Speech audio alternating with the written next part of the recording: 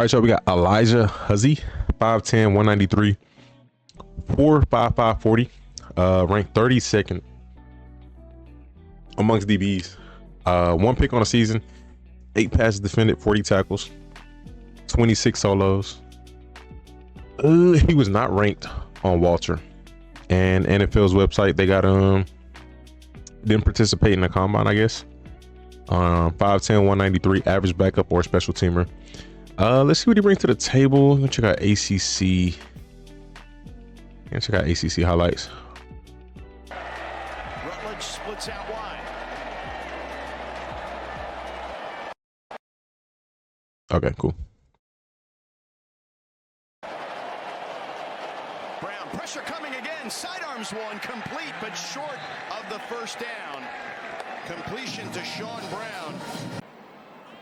Well, their philosophy on offense is attack, be aggressive, but not be careless. Pressure coming, they dump it off to Weber, and Weber stopped behind the line of scrimmage, a 2-yard loss. Alijah Huzzie like a heat seeking. It was good patience. And so a rather return man eventful third quarter. Okay. Inside of a minute now, what does Huzzie have? Hits a defensive. It don't look super fast, but that's interesting. Hesitation. This will be the 6th. Duke punts. Okay. Sends a high kick. Right at the goal line, but it pops in to the end zone. I'm not mad at that. North Carolina picks it up, and Alijah Huzzie. I think return. That's a high IQ play, bro. A marker comes in. Why is be at the 1 when I could just pick it up? Even if he gained 2 yards, it's better than being at the 1. Man, just unfortunate. They called 40. It was 14 on that face mask.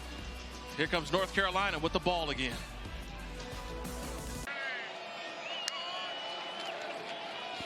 Murphy pulls it, slant for more. That was a pretty good rep. That pretty good. That time he put a little too much air on that one. But I like the idea. You got the one-on-one with your best wide receiver. And just be quick when you got to get points. This ball was thrown on a rope, and you got to help out your good break up.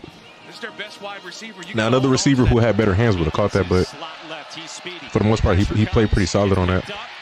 He not biting too hard off of the releases, which is good. Huzzie is putting up an doing a good job. outstanding game. Tremendous coverage, patience. He's not super agile. I think that's something he could work on.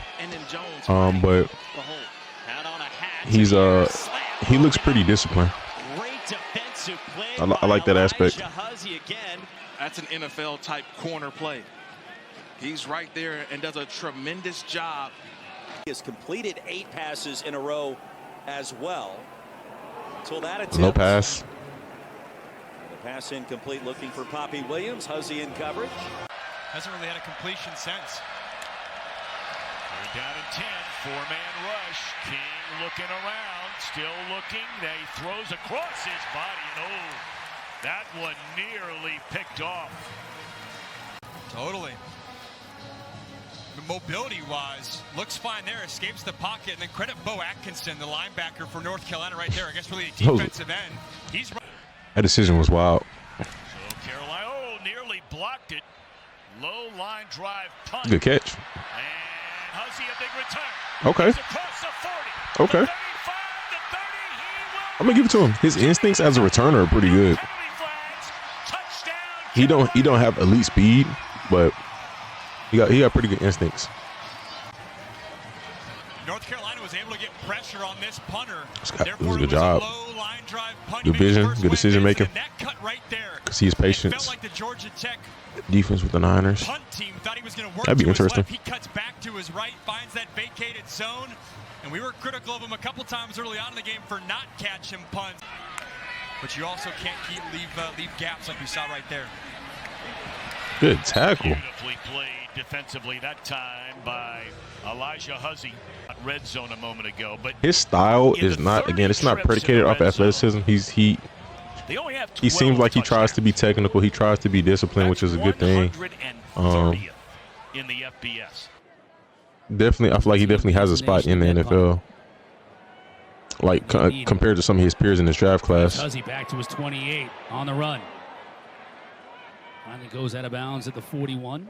He's 6'4", 215, 220. Force on the outside. Croman Hawk to throw again. Got a nice pocket. Good pick. Intercepted. Alijah Huzzie. Unbelievable job by number 31, Will Hardy. He picked up the crosser and allowed. First of the night on the Deacons. First and 15, Bachmeyer on the perimeter. That's a good hit. Tried to get it to Cam Height, the tight end. Okay, I've seen enough. He's pretty solid. I like him. I don't know where I put him as far as like maybe my top 5 so far of the cornerbacks that I watch. I might put him in top 5. There are some guys who I feel like aren't as disciplined as him, but I like their athleticism a little better. I think they got a little bit more upside, but again, like I said, as far as being technical and disciplined, I think he has that arguably the most out of some majority of the corners that I've watched so far. So he got some good traits. But I haven't watched a lot of young Honey Badger. Only thing is he's not as quick, but that's not a bad comparison. How much does he weigh? He's 193. That's not bad though. I can't really say nothing about that. I think he could work on like his agility and speed, but I think that would help him. But so he does look pretty solid. All right, y'all, we got Azareyeh Thomas. I don't know if I pronounced that correctly. 6'2", 197 corner out of Florida State. He's ranked 11th amongst DBs. Amongst cornerbacks, they got him ranked as the 8th cornerback in his class. So I'm looking forward to watching him. 4 passes broken up, 53 tackles, 36 solos. Outside man press corner. He's 20 years old. That's tough. Wow. Yeah, you gonna get him a bunch. He come out of the ball out. You gonna get him a bunch of good contracts. 6'1.5", 197. He did not run the 40. He did broad jump, so maybe we'll get a 40 time at his pro day. He did the drills as well. Oh, he look kind of high. Backpedaling, he look kind of high. He can get a little lower. NFL comparison is Jalen Watson. Okay, if y'all want to read everything, go ahead and pause. Sources tell us his coverage got stickier this year. He looks stronger and more under control. Not sure about his speed though. All right, shout out to Under the Radar Prospects for the highlight vid. Let's go ahead and check them out.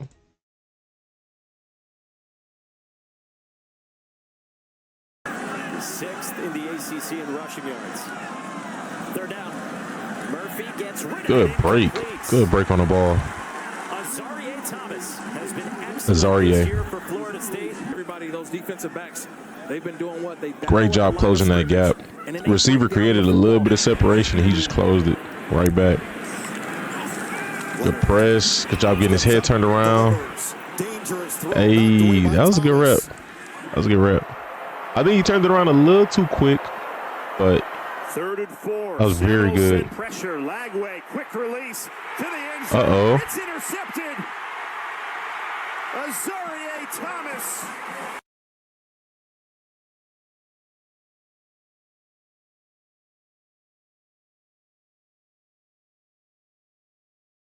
What is the receiver calling? Right at that point, hey, we have some here. And as the season's gone on, Good press. it's been a great move. Throwing on first down. That was a good catch. Pass is caught.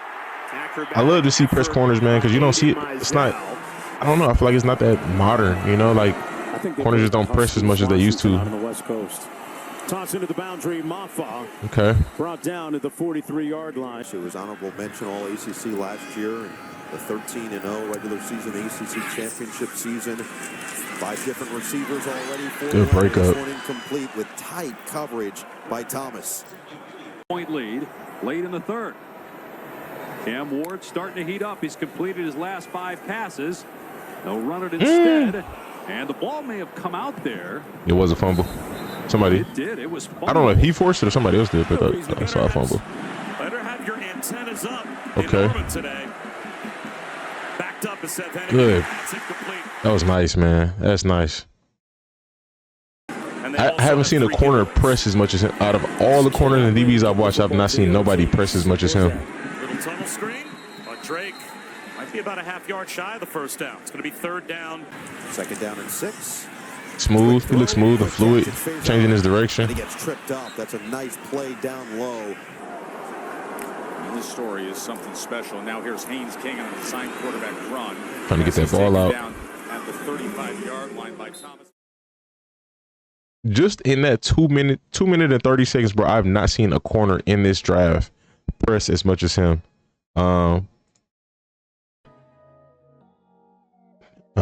Again, you just don't see that too often. It's very positive. I don't really got too much negative or critiquing to say. You know,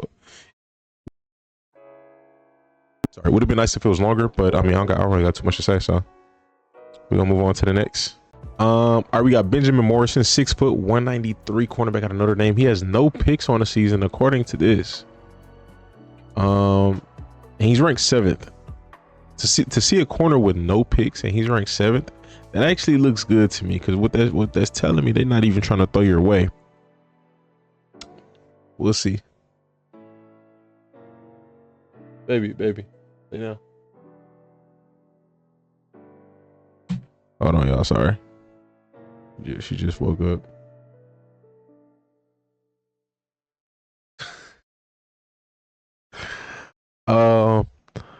He ran a 4.39. He's 20 years old. Oh, he's young. He's 20. Wow. All right, so it's gonna be a good pickup. He's projected to go rounds 1 to 2. Okay. All right. I see some good names on here. Marvin Harrison and Emeka Ibuka. Morrison had 20 tackles in 6 games before a hip. Oh, he had an injury. Yeah, I already watched Jahdae Barron. Yeah, I watched him yesterday. It's a lot of it's like what, 50 something DBs. I think I watched around 30 so far, so I got like 20 something left. So I watched him. I think it was in one of the streams. I think it was a stream yesterday, if I'm not mistaken. I think so. Bro, that was so funny. Will Johnson, yeah, I just watched Will Johnson earlier, so that would be in the last stream. I was the last VOD from earlier today. Everything is gonna go on YouTube within the coming weeks for sure.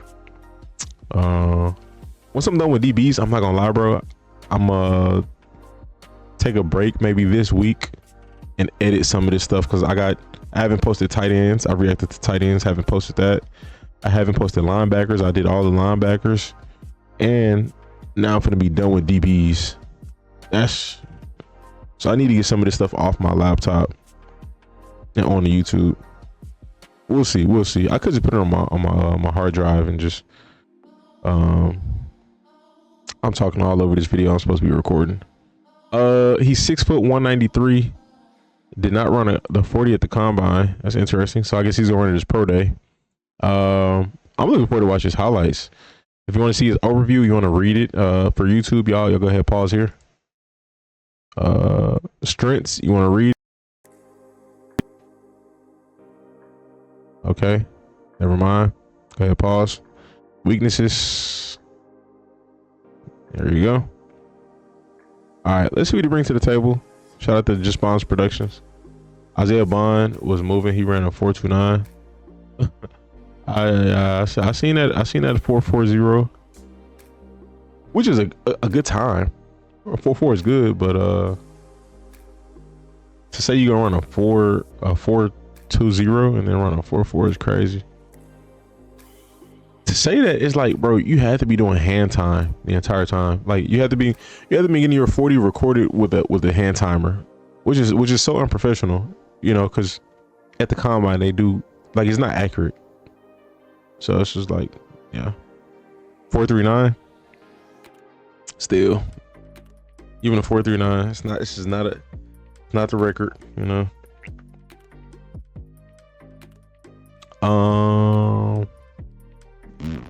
All right, shout out to Just Bomb Productions. JVP's at 300K. I don't know why I thought he was like $1 million. I don't know why. All right, let's get to it. Some of these dudes moving. Yeah, bro. The league's just getting faster and faster and faster. I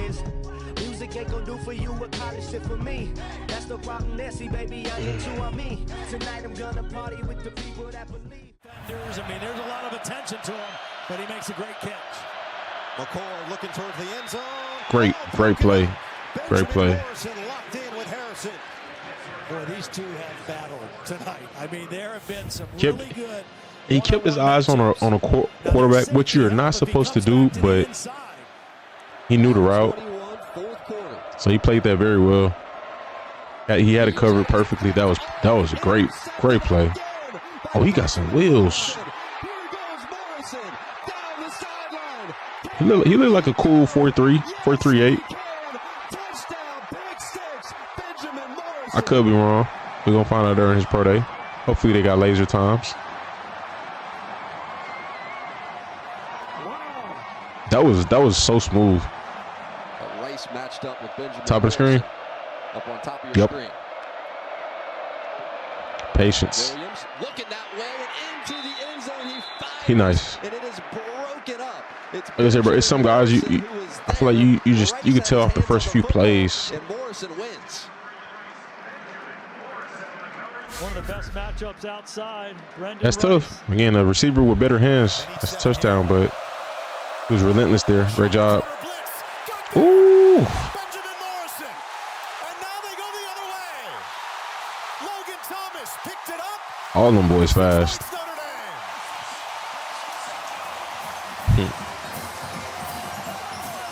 Sheesh. 61-yard return. We'll take a close look to see if it was a fumble or an incomplete pass. Henderson split out wide on first. Okay. Fake the handoff. Now okay, bro, he's nice. Looking for Stover. Smooth in transition, back pedal press.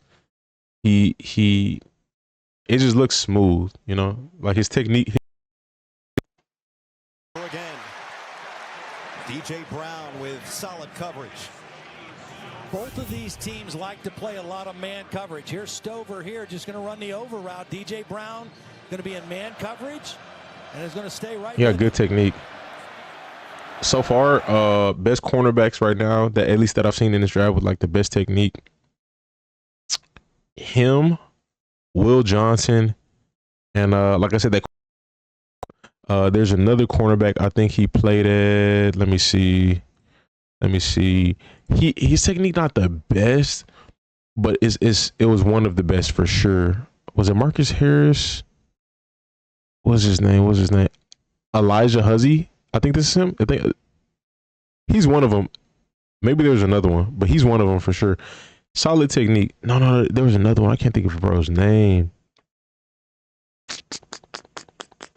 I think Denzel Burke was another one. They had solid technique, but the best technique that I've seen so far of the cornerbacks, for sure. This guy, he has really good technique. Him and Will Johnson, I feel like are in like top tier level right now. And that dude from Iowa is pretty them, but it's not far.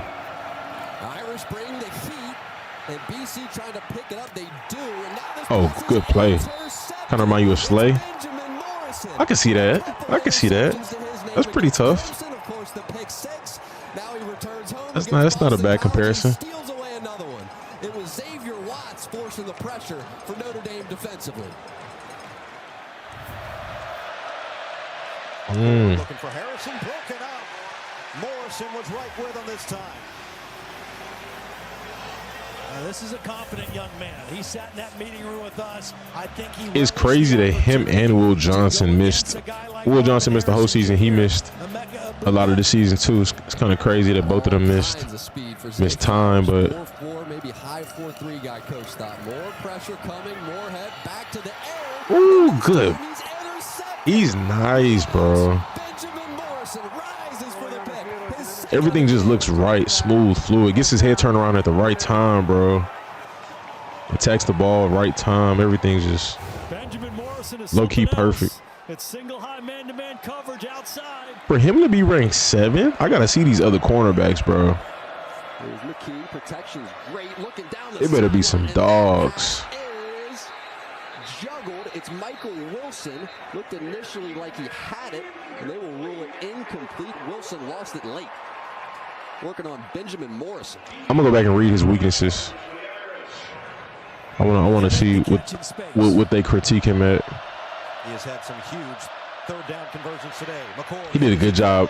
He did a good job right there, tightening that coverage to the sideline, not giving the receiver any room to work. In there, he's coming from the outside. Right here he is. He's going to get good pressure, collapse. Good job, man. Got a lot of sudden burst and good position. Benjamin Morrison there to knock it away. And this stadium has been rocking since that blocked punt early on.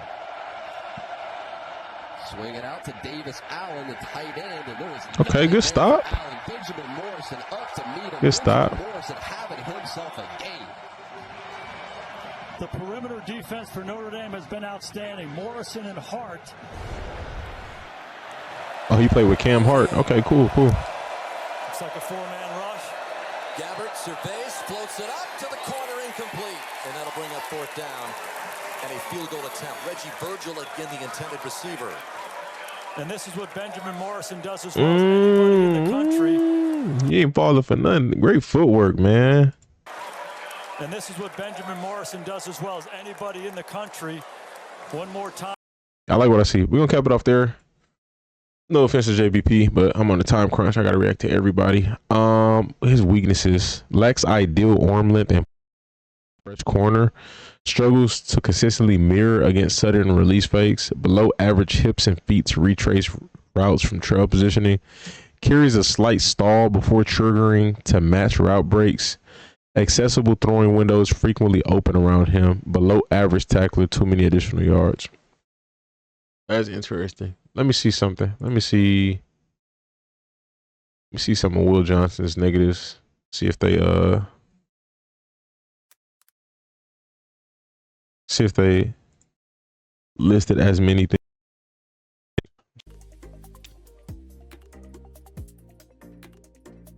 Except for the injury, ball grease or something. So everybody got some negatives. Okay, cool. He looks good though. He looks good. Very high potential there for him. Again, I'm seventh here, and he's sixth here. They got Jahdae Barron over him.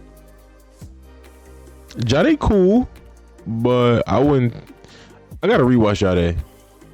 He's cool, but I don't know if I'll take him over this guy. I don't think I would. That's a little wild. Okay. All right, let's see who we got next. All right, y'all, we got Bilhal Kone. I don't know if I pronounced that correctly. 6'1", 190, 4.43 40 time or projected. 1 pick on the season, 8 passes defended, 70 tackles, 45 solos. That's pretty good. He's very involved in tackling. Projected to go in rounds 3 to 5. He had a 4.53 projected 40 time. He earned an invitation to the Senior Bowl. Let's see, NFL's website. So he ran a 4.43 officially. That's pretty good.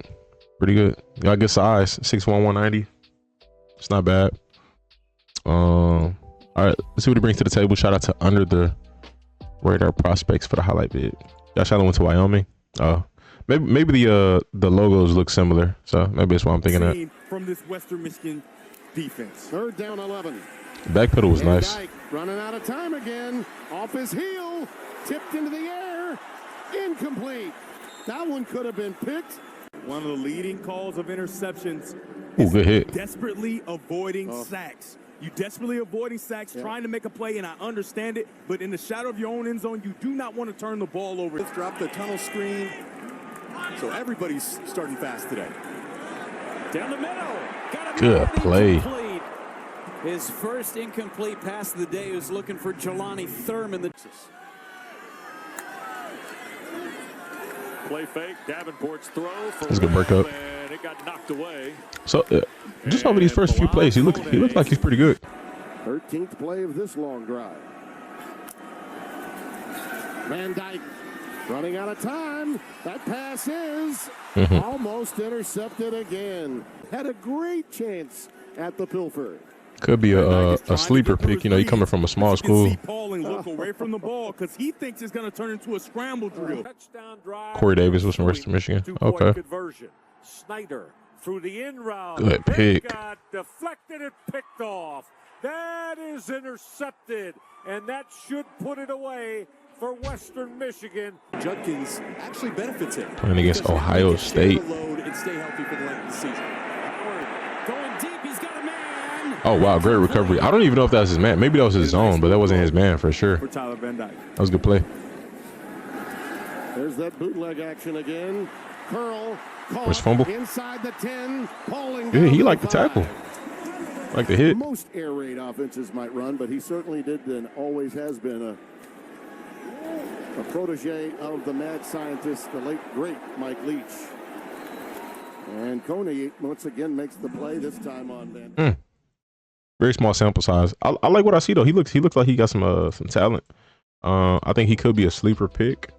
If I did have, you know, longer tape to watch, I think I'd give a better evaluation, obviously. But based off of what was just shown there, he looks like he looks pretty good. Excuse me. All right, let's get to it. All right, y'all, we got BJ Adams. Let's see what Walter says first. Walter has him ranked as the 30th corner in his draft class. Corners and safeties. Hold on. Okay. We got some stuff going. All right. Walter has him ranked as the 30th corner in his draft class. So we got a 6'3" corner. I love watching 6'3" corners. His projected 40 time was a 4.49. So he must play pretty fast. His play must look really good. Projected to go rounds 4 and 6. He had 14 tackles, 2 picks, 2 passes broken up. He hasn't played since late October. He's a tall corner with good length. He showed enough ability to earn a Senior Bowl invitation. And NFL says 6. His grade is a traits or talent to be above average backup. Official 6'2", 182. You run a 4.53. 10-yard split is a 1.6. I gotta see what the top. I don't want to include the 40 time because I'm not trying to get copyrighted. But let's check his highlights out. Shout out to Hyper for the highlight vid. See what he brings to the table. 4.5 ain't terrible. That's definitely could work with a 4.5. That's pretty good. Not bad at all.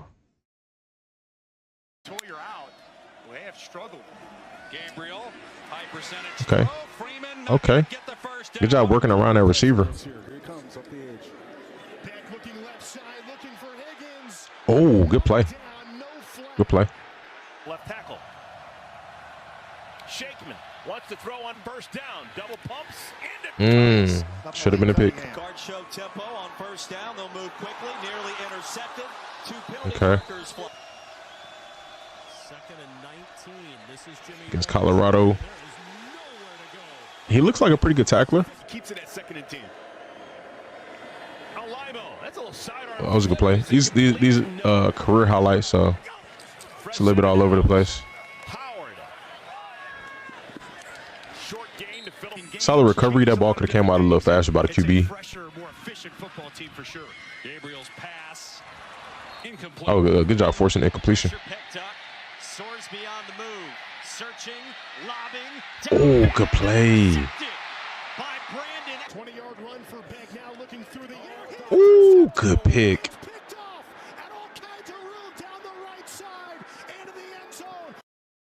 That's cool. I see some potential there for sure. For sure. Like I said, I like the 6'3", 6'4" corners. It's just because they're, you know, somewhat anomalies. They're, you know, they're not super often. I feel like the average height for a corner is like 6'1" on average, 6 foot 6'1". But yeah, those aren't super common. But he looks like he got some talent. Definitely like he got some talent. Let's move on to the next. Let's see what we got next. What's going on, y'all? We got Caleb Ransaw, 5'11", 197 out of Tulane. No picks on the season. He ran a 4.33. He got some elite speed. Safety. Oh, he's a safety. Interesting. Why did it say freshman? Oh, so this must not be updated. Can't be updated. I'm not gonna check for Walter. I'm just on a time crunch right now. So he's a senior, 5'11", 197, 4.33, 1.52 split. It's pretty good. Says he's a good backup with potential to develop into a starter. So he got a pretty good grade, pretty good athleticism grade as well. Couldn't find a highlight for him. There's this channel. I don't know if this is like Spanish or Brazilian. I don't know, but they got some clips of him. I'm gonna mute it because they talk over it, kind of like an analysis video. But try to see what he brings to the table.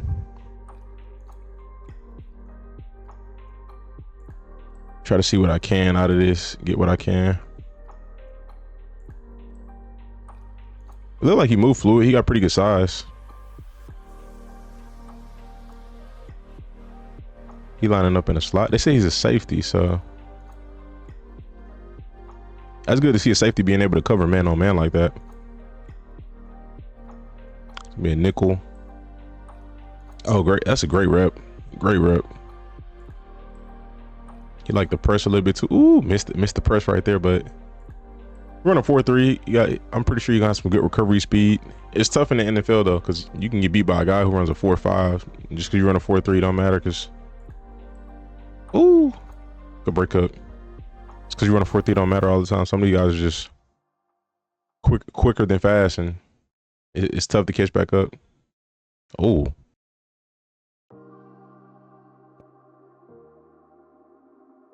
Lining up in the box.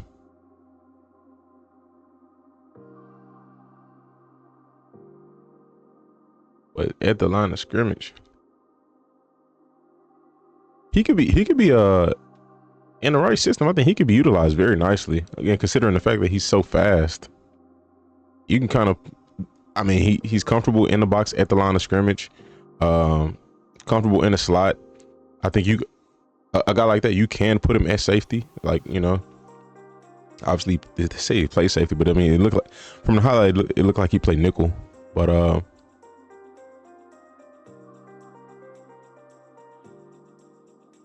he looks pretty solid. I'm gonna cap it off there. I won't spend too much time on it.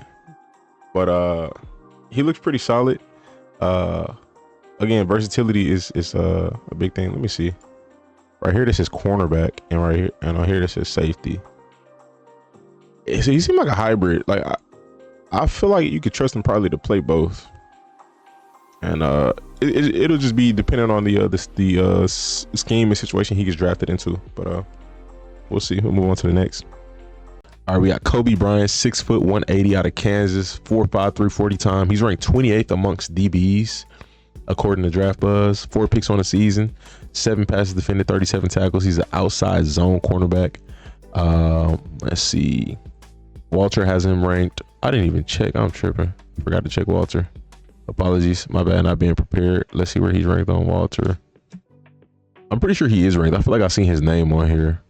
I could be wrong. Cobee Bryant. What do you go to again? Kansas? Yeah, Kansas. Cobee Bryant. Cobee.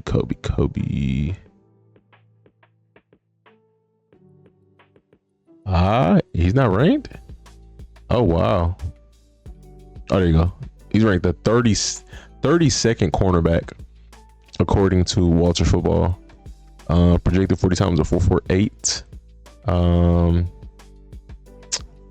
Bryant had a solid season in 21, 2 picks that year. He lost his 2022 season to ankle injury. 23 recorded 30 tackles, 2 picks, 5 PBUs.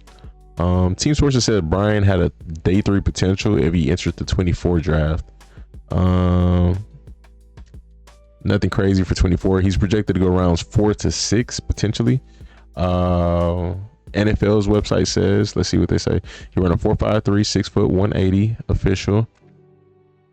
They say he's a good backup with potential to develop into a starter. NFL comparison is Jack Jones. So I better see some nice interceptions on here. Jack Jones know how to pick the ball. 2 was Billy Bowman's senior year.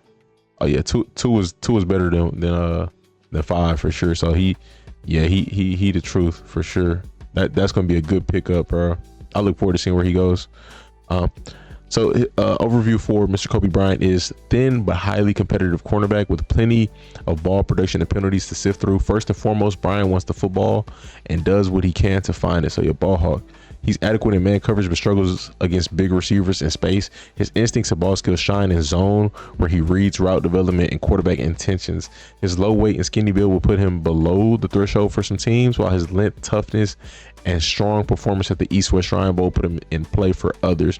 Bryant has the potential to see nickel snaps as a pro if he can trust his technique and limit the penalties. His strengths: plays with good athleticism and instincts, willful, could be smothering at the top of the route, digest route combos while reading passer from zone, quality burst, recorded 35 career passes defended, including 13 interceptions. That's pretty good. Rarely stays blocked by wideouts and run support, has plenty of dog in him as a run defender and tackler.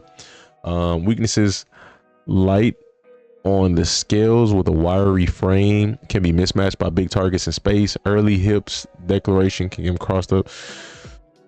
Allowed 15.8 yards per reception in 24. That's not good. Grabs, panics, and gets penalized from trail.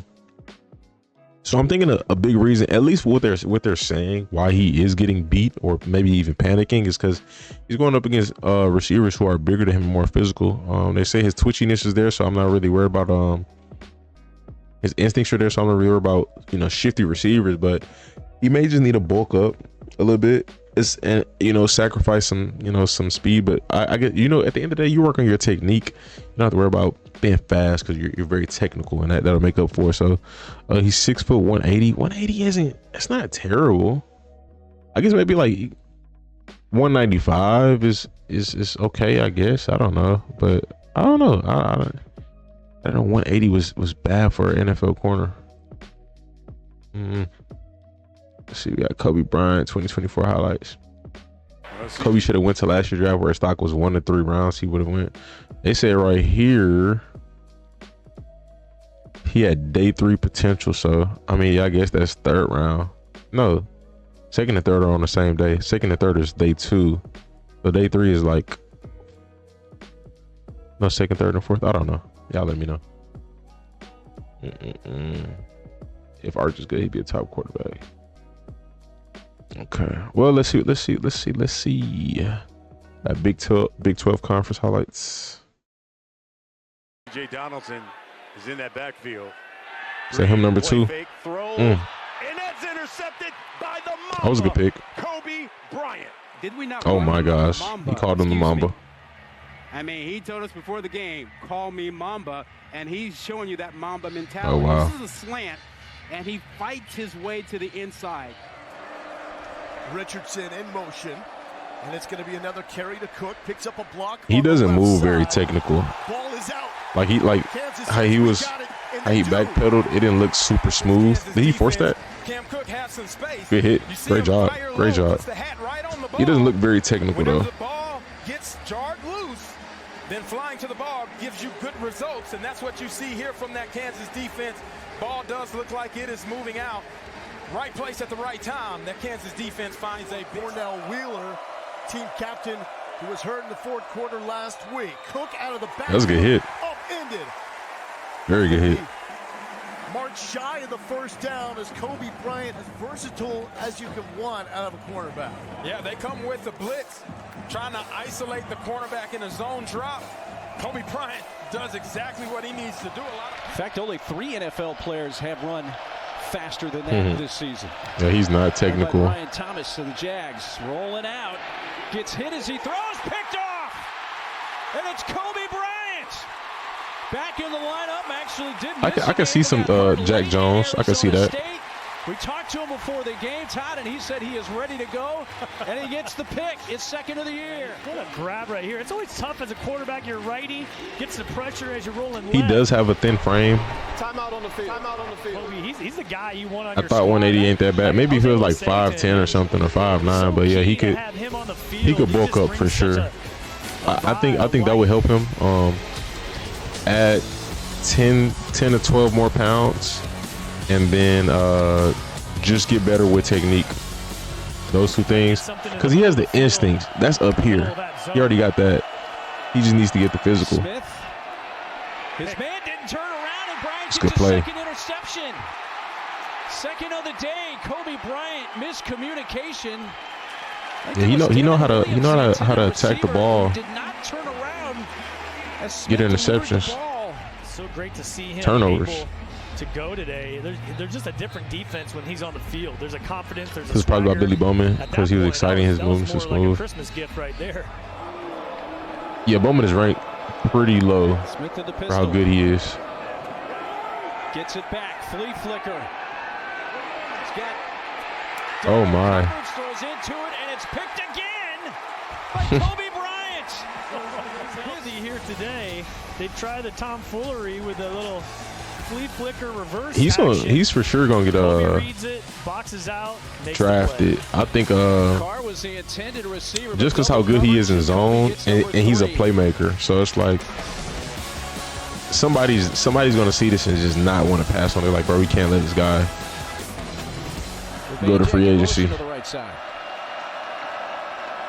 We're going to go to Manjack. He has to wait on it, and it's being read by Cobee Bryant. Because again, like I said, I think his helmet, what needs to be worked on with him, it's simple, it's coachable. And here's why. Not only does he just have 3 he tackles, picks, just go ahead and know how to play the ball. They go out there and make a hit. Like I said, just maybe add 12 pounds on him.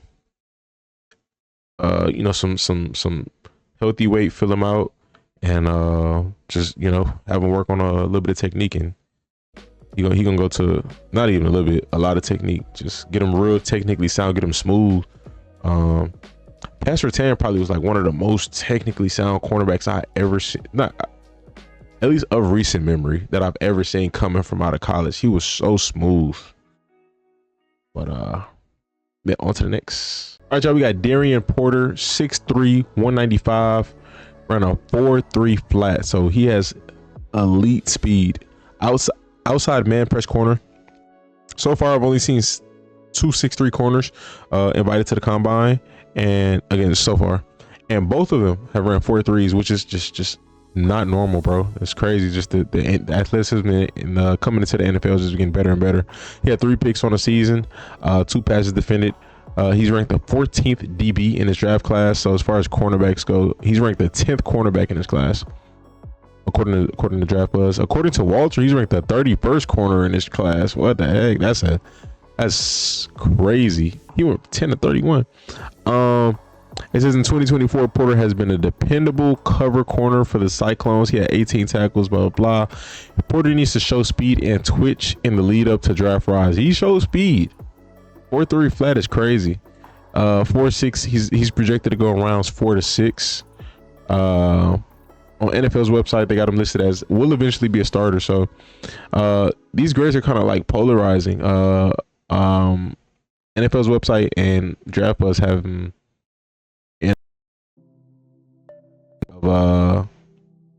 Walter.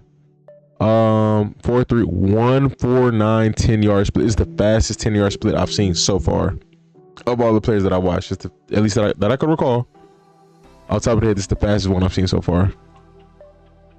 So the speed is there. NFL comparison is Reek Willing. That's pretty obvious. If you want to read his overview, right there, boom. You want to read his strengths. If you're watching on YouTube, just pause it. And if you want to read his weaknesses, go ahead, just pause it. And we'll go ahead and get to it. To put them separate, at least the popular ones, because I want to watch Will Johnson highlights and shit. No. I'm for sure gonna put them separate, but I'm saying I'm a separate. I was debating if I'm gonna separate corners and safeties, or just put all DBs in one video. But all the videos are getting dropped separately. But I'm just debating on putting corners and safeties together, or just doing a corner video and a safety video. Yeah. All right. Shout out to Just Bombs Productions. We're gonna go ahead and check out his highlights, see what he brings to the table, see what he's looking like. Height and speed translate.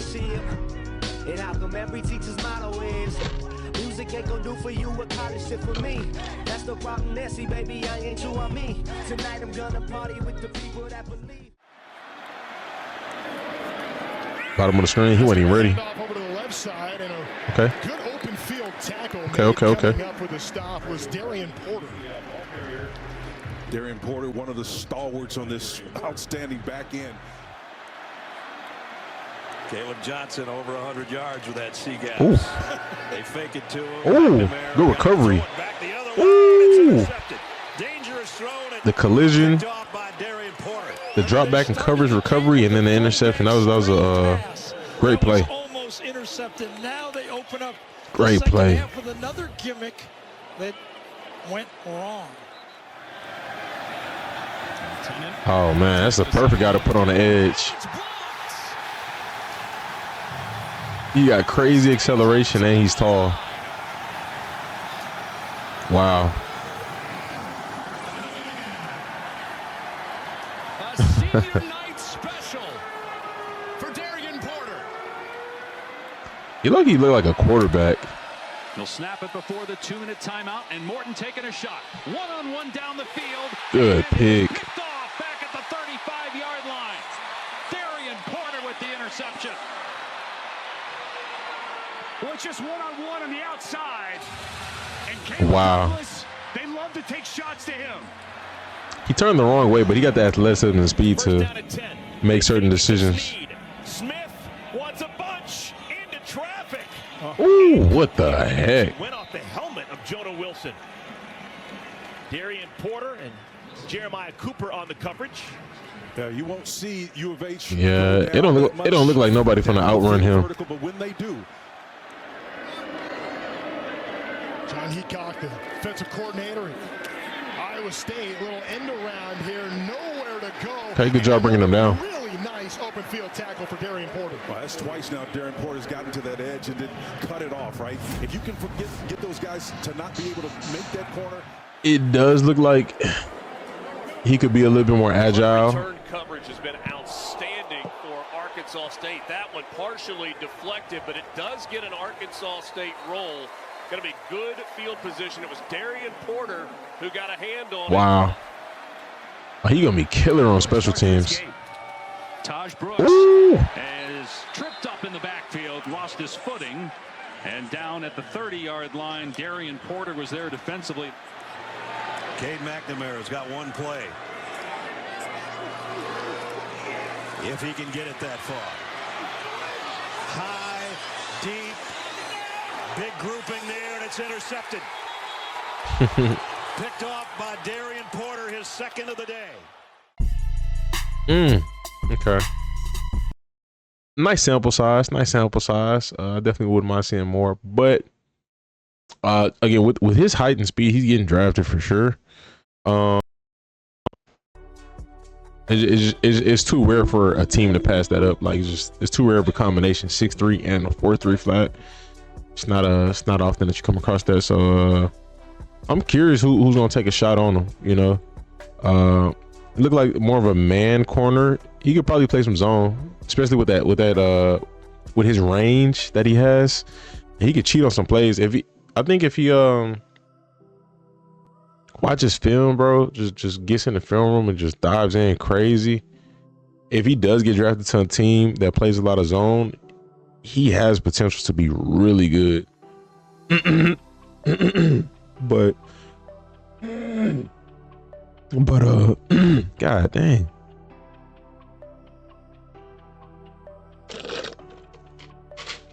All right, but I can see him playing both. It's gonna be man is where I feel like predominantly he's better at, but I can see him playing both. But man. All right, we got Denzel Burke, 5'11", 186, cornerback out of Ohio State. 2 picks on the season, 31 interception yards, 2 passes defended, 48 tackles, 4'4", 840. So he got some speed to him. He 15th ranked DB, outside man press corner. Is what they have him ranked as. He's 22 years old. He's ranked here 15. Walter got him ranked 24th. Projected to go rounds 3 to 5. In 23, he totaled 24 tackles, a pick, 8 passes defended, 5 break. It's NFL size, but he has some technique issues that he needs to clean up. Team sources felt Burke should not enter the 2024 draft, and he was wise to go back to school to improve before going pro. He was a solid player for the Buckeyes, but is more of a backup for the NFL, which is the analysis for this following season. NFL's website says good backup with potential to develop into a starter. So that's not that bad. They're not as harsh on him. 40 time again, 4.48, 5'11", 186. Productive 4-year starter with the ability to press and navigate zone coverage. Burke possesses NFL size and strength to slow and control the release from press. That's good. His coverage movements are smooth, but he is not always instinctive or natural in man coverage. Burke struggles with change of direction as a pattern matcher and lacks closing burst to make up for it. He's capable from zone, but he needs to prioritize the ball over the man when breaking on a throw. He's fierce in run support and tackles with good technique to stop ball carriers. Burke fits as a downhill zone corner with special teams ability. Okay. Press punch is heavy-handed and disruptive. Backpedal is low, smooth, and rhythmic. Interesting that they say that, but they say his technique is bad. But I mean, we'll see. Maybe at the line within that 5 yards, he looks good, but maybe after that, it looks a little wild. He uses his play strength to bully wideouts on short targets, possesses adequate recovery speed when needed, very willing in run support with hostile field and finish, should be able to step in and help on special. That sounds like good stuff. That sounds pretty good. What Snapshot does. Oh, I need to start doing this. Man coverage doesn't come naturally for him. Demolished by Oregon wideouts in their first matchup. Struggles to gather weight and shadow comebacks. Stiff strider with limited burst forward from the top of his drop. Gets beaten over the top despite positive positioning. Misses opportunity to make plays in the passing lane.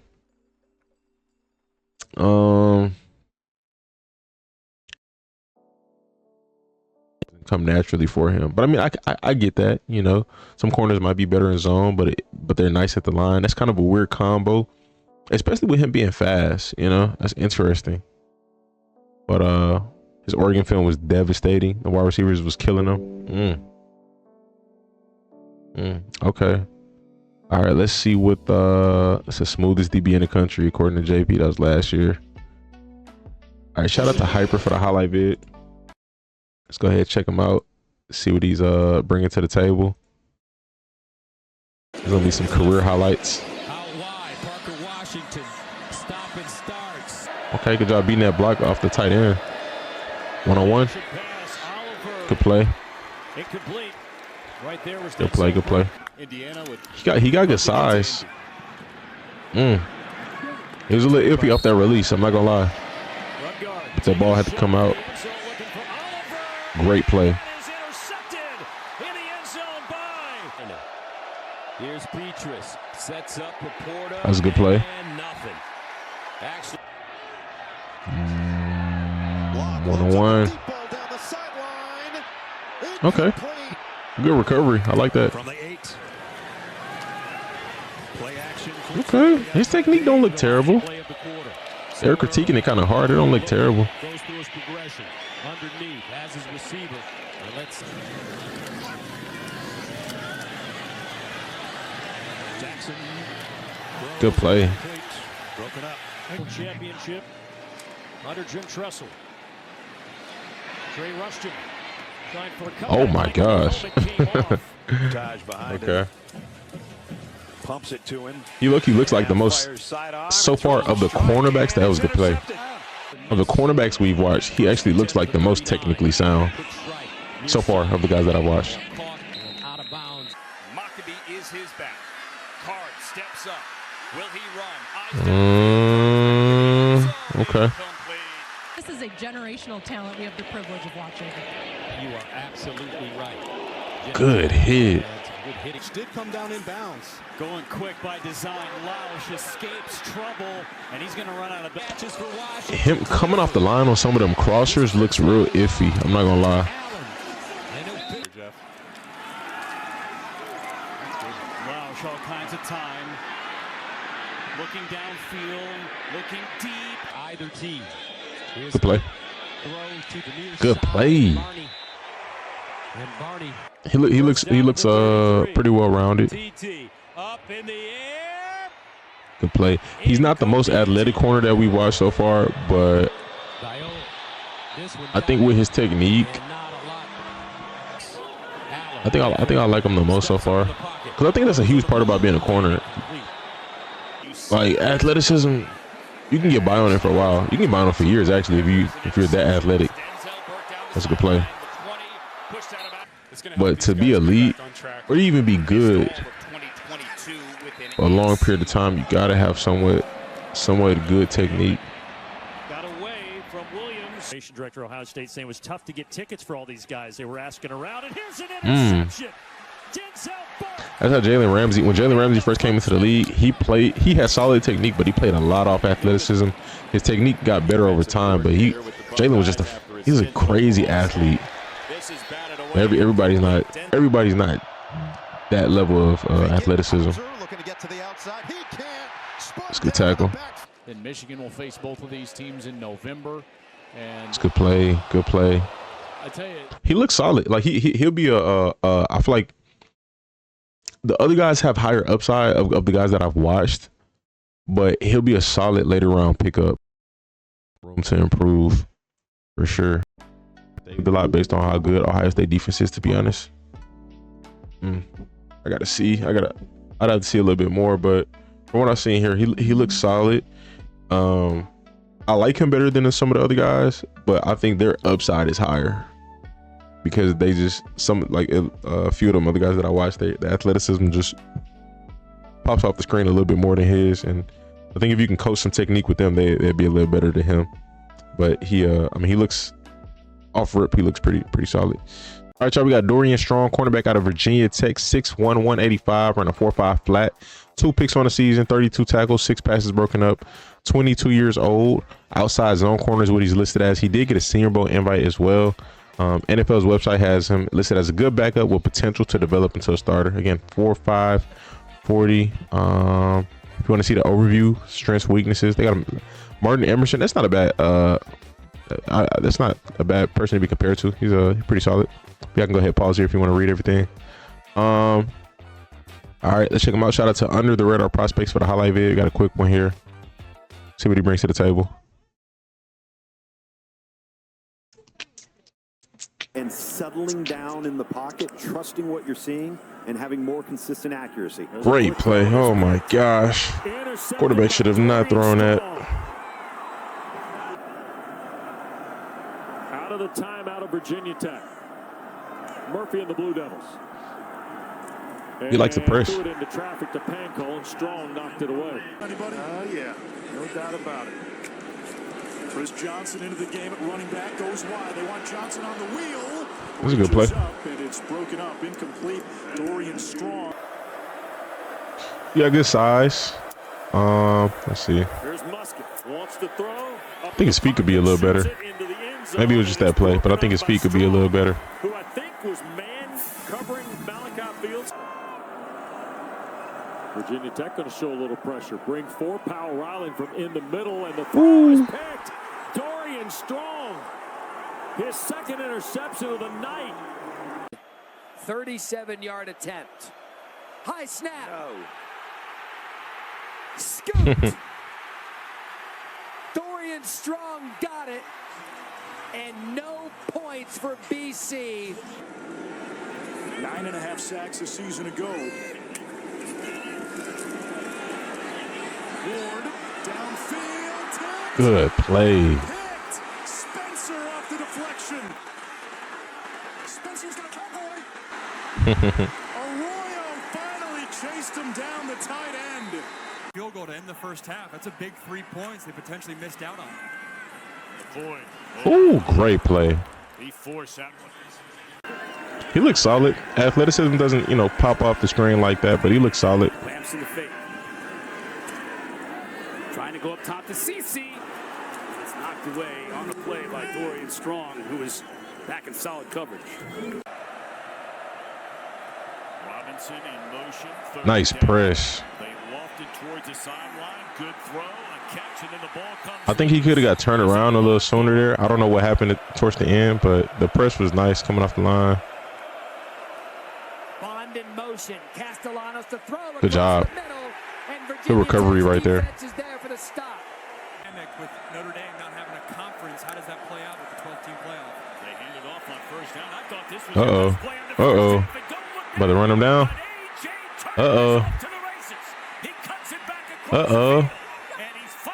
Great job. He's solid. He's solid. I'd probably give him like a, let me see where they got him ranked at. 25th. Round grade. I think 5th. I don't really ever heard too much about him. I don't know how big of a name he is, but maybe 5th. But we'll see. We'll see. He looked pretty solid. We got Eastside Waxter. No picks on the season. 2 passes defended. I'm assuming he got injured. No picks, barely any passes defended. 29, 23. He's ranked 57th amongst DBs. 6'1", 209. 40 time projected. 4.56. I don't know if that's accurate. Outside man press cornerback. So, he did run a 4.56, 1.53 split, 35-inch vertical jump, 10.4 broad. It says he's a candidate for the bottom of the roster or practice squad. It says he scored good on his production score. Total score pretty good. All right, let's see what he brings to the table. Same way we got Elam. I just don't remember. It's interesting though. He's a solid player. Been for solid player. All right, y'all. Shout out to Hyper for the highlight vid. Let's see what Mr. Waxter brings to the table. It's gonna change the direction by that running back. Gets a few conference next season. They've signed a home and home series.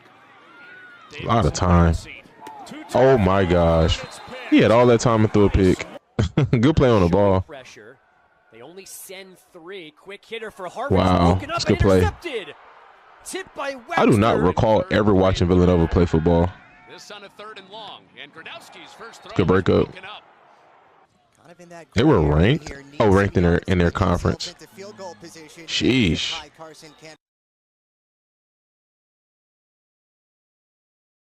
Okay, he likes to hit. Okay. Awfully difficult. Villanova was ranked at one point. What the heck? They gotta be conference rankings. Oh, FC. Oh, they're FCS school. Okay, never mind. Quick Villanova touchdown. Again, they roll. O'Connor needs a receiver. It's an interception.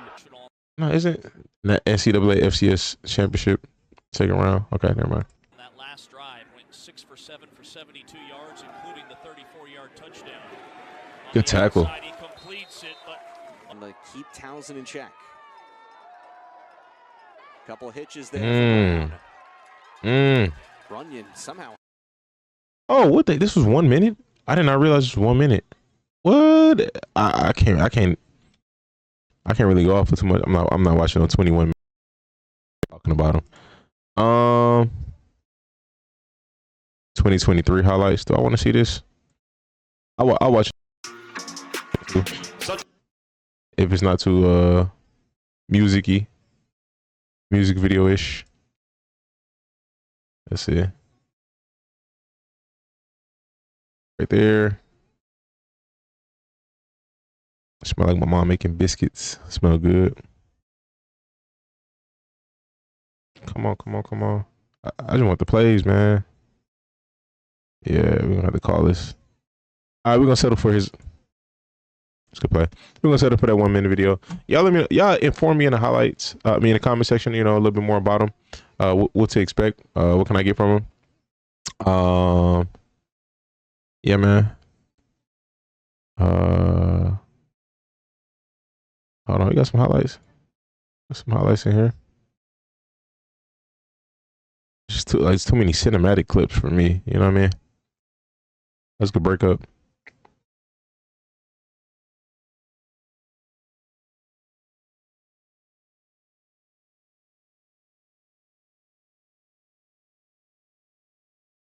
Seen that highlight already.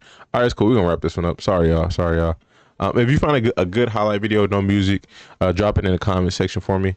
But yeah, we'll move on to the next. All right, y'all. We got Jabbar Muhammad, 5'9", 182, senior. I think I'm pretty sure I've seen him before. It says no picks on the season, 4.52 40. Played at Oregon, ranked 38th amongst DBs. But Walter has him ranked 12th amongst cornerbacks. So he's a gritty football player who lacks strength, but has a very impressive instincts and playmaking ability. Okay, none And they just go over stats. He's expected to go rounds 3 to 5. NFL's website says he's a candidate for bottom of the roster or practice squad. 5'9", 182 is what he listed at officially. A 29.5 vertical. 13 bench reps. I don't know about this year. I don't really know too much about the shuttle and the cone. If you want to see his overview, you want to read it, and you're watching on YouTube, go ahead and pause. If you want to check out his strengths, pause. And if you want to check out his weaknesses, go ahead, pause right there. All right, shout out to Under the Radar Prospects. We're going to go ahead and check out his highlights. I feel like I've seen him before. I don't recall if he was good or not. I think he was solid. We'll find out. The Astros already. We'll trade for him. Okay. Garbers has that knocked out. That's a good play breakup.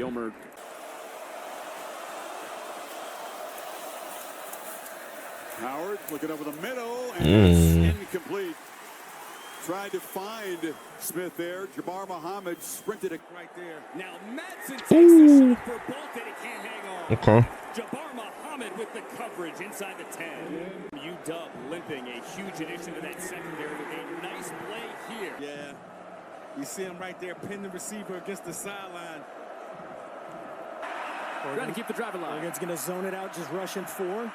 And Garber's away. Oh, good play. Oh, great play by the teammate. That was a pretty good play.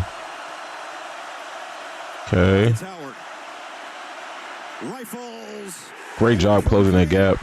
Jabbar Muhammad gets in front of Jermari Smith. It's either that ball didn't have enough power, receiver running the route bad, or he just had the closing speed and broke on that very nicely. That was a good tackle. Looked like he got some good closing speed. It's gain of 1, Genty at 89 on the night on the ground. Move the pocket. Madsen throwing. Oh, good play. At the 42, no flag. Great job by Jabbar Muhammad on that play closing. I might hop off after this 10. I'm not gonna lie. We'll see. Football field. He gives everything. A guy who very easily could be a Major League Baseball player. And nearly intercepted. Jabbar Muhammad wanted it.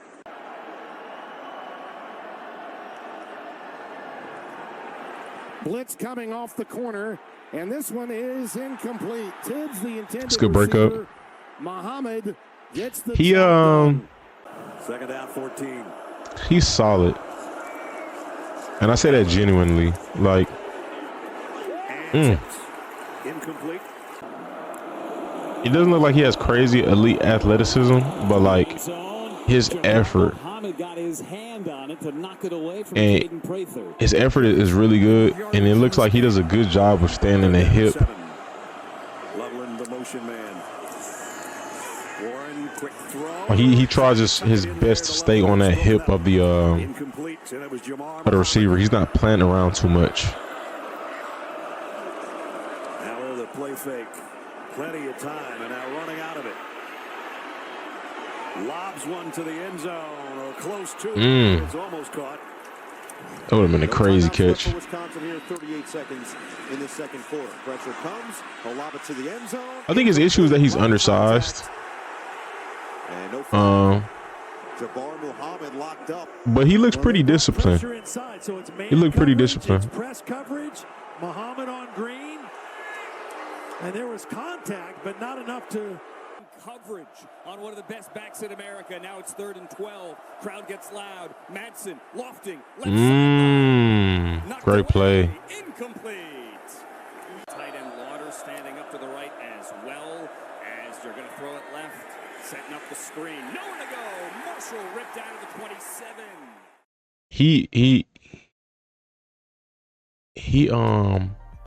I think I said everything I could, bro. He plays with very good effort. He's disciplined. I think his only downside is his size. But I mean,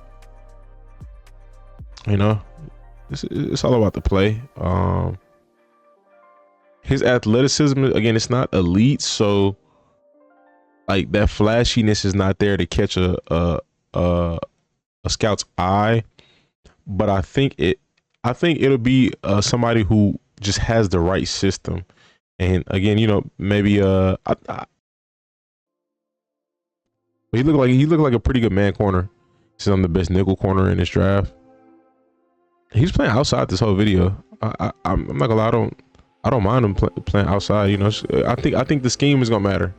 I think the defense is gonna matter. But look, he looks solid. All right, y'all, we got Jacob Parrish, 1 pick on the season, 5'10", 191-pound cornerback. He ran a 4.35 40 outside man press cornerback. 4.35. He had a Senior Bowl invite. NFL, they got him listed as will eventually be a starter. So he got a good grade. If you want to see his overview, he got Garrett Williams as his comparison. Garrett Williams. Who's Garrett Williams? That's not coming to mind. Who's Garrett Williams? His overview, go ahead, pause it if you want to read that. His strengths, go ahead, pause it if you want to read that. And weaknesses, go ahead, pause it if you want to read that.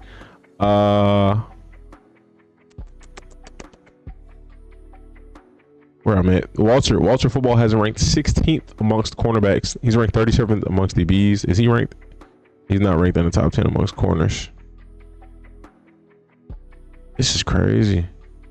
Ooh, I low-key want to do some rankings. I ain't gonna lie, but I ain't got time for it. He's a feisty player who is physical and really competes. He's a short nickel corner prospect for the. We'll see. All right, shout out to Under the Radar prospects for the highlight vid. Let's go ahead and check him out. Only had 1 pick in his final season. Where they throwing his way? One-on-one for Shetron. Allowed to the pylon. That was a good rep. I'm a little iffy about the hands, but outside of that, though, that was a good rep. They need to stay in because when they play man coverage like this, that's textbook. Looks fluid. He could tighten that gap a little bit. I mean, he did at the end, obviously, but you know. Not a wide receiver, but they pass plays through him, and they were like, you know what, maybe we should make him into a quarterback. Muse. Jacob Parrish. Good tackle. Oh man. Blitzing. Ooh. Oh, that would have been fire. What a play by Parrish.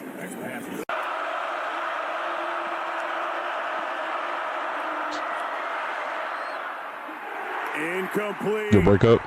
Wow. Xavier Henderson and Jacob Parrish, who is the best cover guy for Kansas State, was all on him like a blanket. See them communicating in the back end.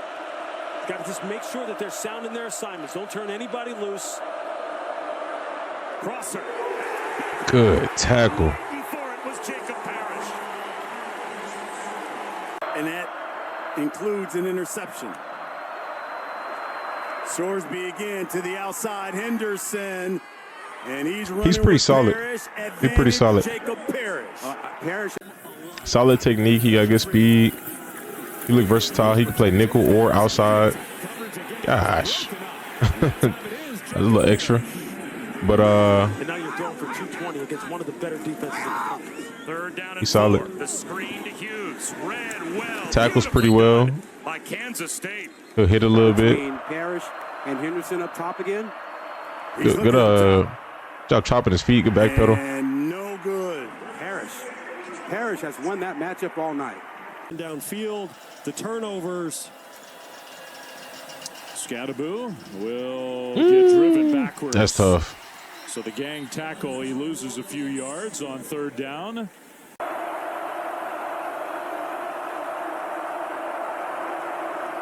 Third down for Daniels. He'll check it. He's down good. For me, territory stopped at the those top corners, I feel like he's like kind of like in the more the middle tier.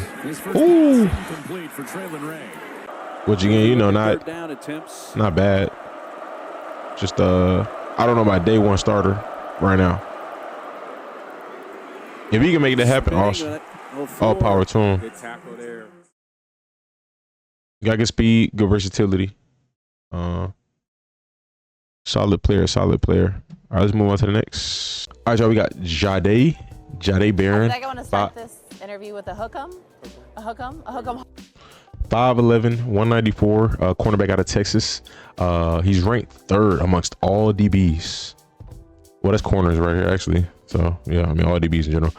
He has 5 picks on the season, 11 passes defended, 67 tackles. Pretty good stat line. He ran a 4.39 at the combine. Everything looked good. They got him listed as a dual role zone cornerback, so he got some versatility. Walter had him ranked as the 5th corner, projected to go rounds 1 to 3. It's odd. They got him projected to go rounds 1 to 3, but got guys lower than him projected to go 1 to 2. It's interesting. He had quality production. Barron might be moving to the slot if he is smaller than his listed numbers. Interesting. Let's see. So they got a pretty good grade for him. Let's see. So he listed it for sure at 5'11", 194, 4.39, 40. He had elite production score. He ranked 2nd among cornerbacks. That's pretty good. Tyke Smith. Tyke was pretty productive this year. Big nickelback, was in the right place at the right time throughout his impressive 24 season. Barron plays smothering coverage underneath, fueled by route recognition, footwork, and play strength. His instincts allow him to pounce on catch points or tackle pass catchers immediately from zone.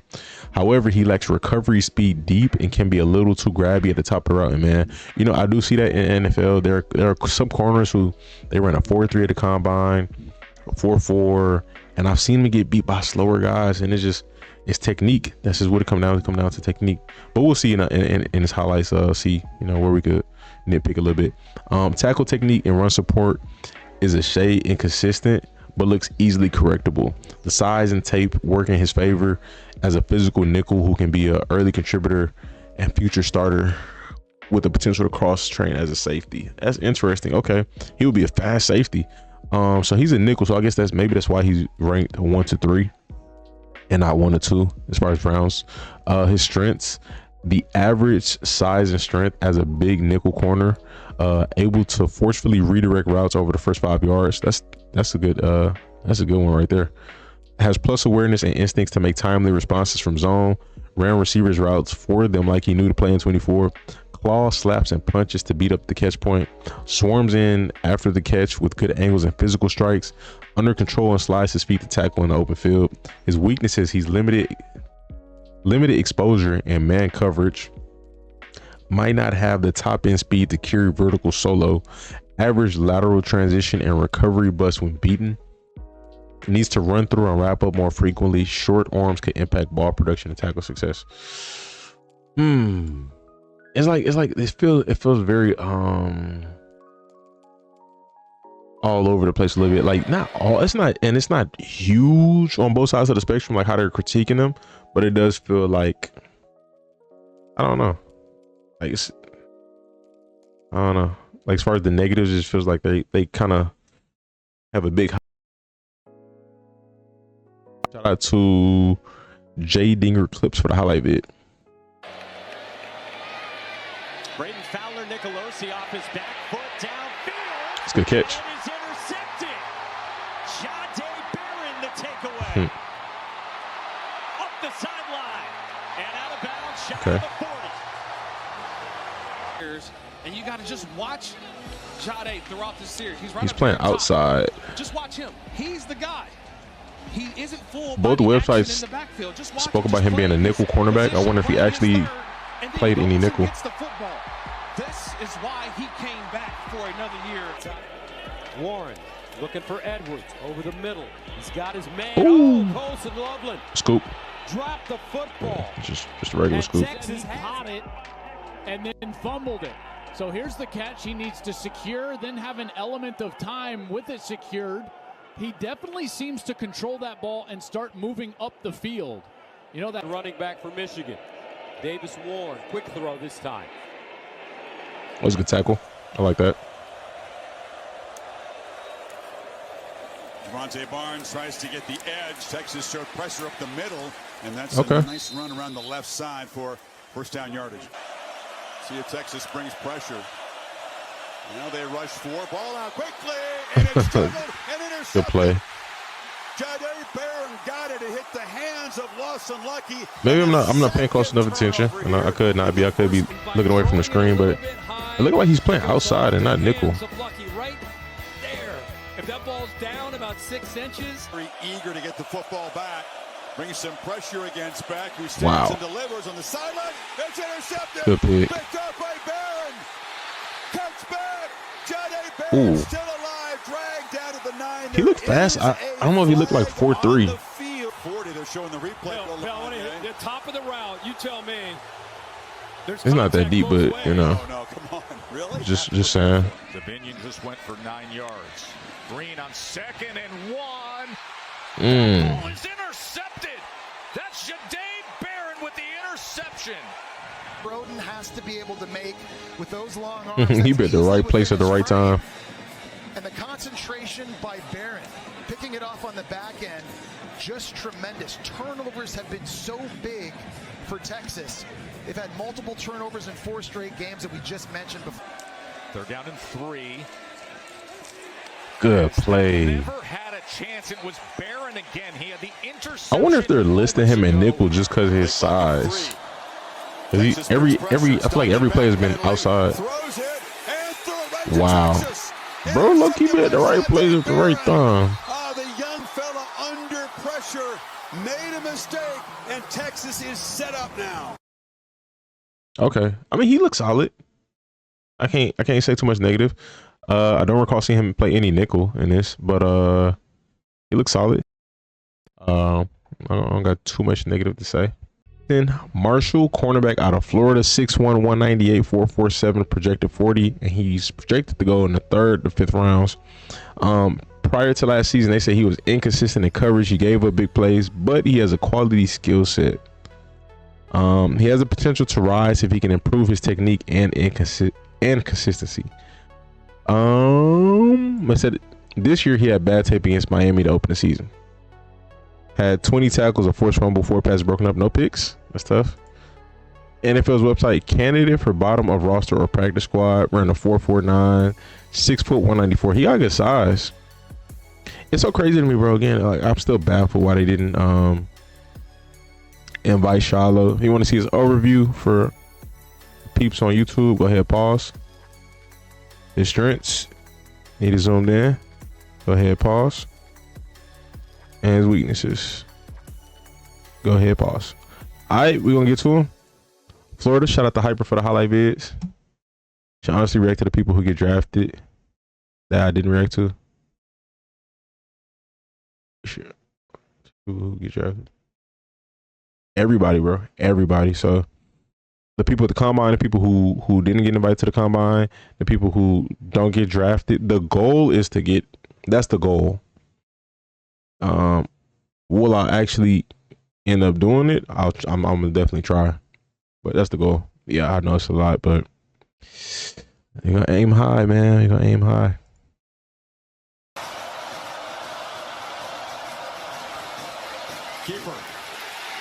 Okay. Okay. When you do that, of course. And Georgia's going to throw anyway. Love it. And a nice good tackle. open field tackle. Fakes to Davis. Now will throw the one-on-one ball. Great play. Is that picked off? It is. Coming to his side too. Fake the jet. Hand off. Harvey tackled for a loss. Met in the backfield. In the tailback, he would have walked. Okay, is him at the bottom of the screen? Yeah, that's him at the bottom of the screen. Okay. Throws a dart into the end zone, broken up by Morrison. Disrupted the receiver a little bit. Good break up. Look at the disparity. Bottom of the screen again. Coming down to make a tackle. That's not really a highlight. Blitzing. Oh, got the batted pass. Good play. Bottom of the screen again. Is that Brian Thomas? Okay, good breakup. Okay, so left side corner. Ooh, good play. The Kitan Crawford. Okay, so he's playing against some competition. Okay. Not afraid to tackle. Another blitz. Another batted pass. Somebody else was doing that. It's a 6'3" corner from UTSA. Can't remember his name, but he did that a lot. Quick strike incomplete. That was off the. Had a lot of those in his highlight tape. Okay. They blitz him a lot. Decent amount. Great tackle. Great tackle for corner. Blitzing again. That's crazy. Ooh, good job. rush 4. It's a screen and all over it. The people who are ranked and the people who travel. Receiver left. Clapping a snap. Throw. Great breakup. I think that's the next step. The people who are ranked, I'm gonna do them next after. One-on-one, incomplete. That one's in Athens. After I'm done with all the combine guys. The play, and then for the people who are not ranked, I'm just have to find them. I'll figure it out. All day to throw. Wide throws on the left side. So far. Play fake. Ball down the middle. High throw, incomplete. He's solid. He's solid. Good size, good athleticism.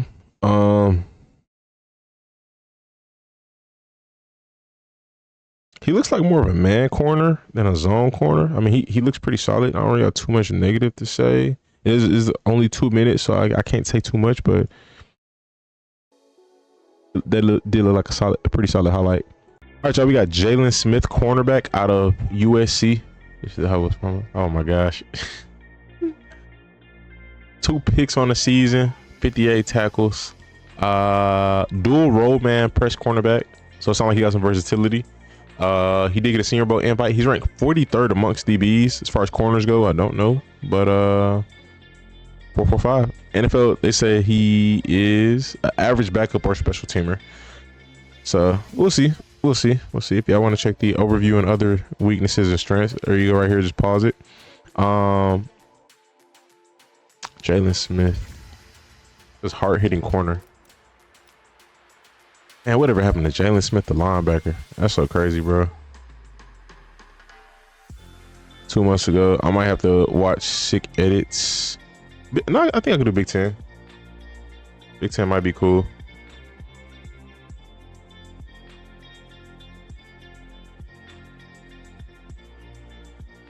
Big Ten, I ain't gonna lie, these highlights be iffy.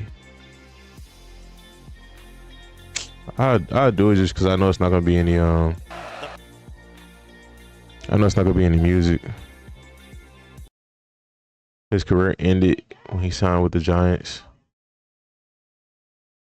It's like what happened? What went wrong with the Cowboys? Cause so nice, like his first 2 years in the league was so fire. And man, Leighton, they had a crazy linebacker duo, bro. Them two look like they was going to be a historical linebacker duo. All right, we got Jaylin Smith, USC. Let's see. Pistol formation, a huge part of Nevada's football history. And Hayes has hit the back. Okay. Penetration. Clean up tackle. Play blown up by Bear Alexander. Blown up, I think, is an understatement. Watch inside, number 90. It's a great job. Watch his get up, boom, and then watch him just bench.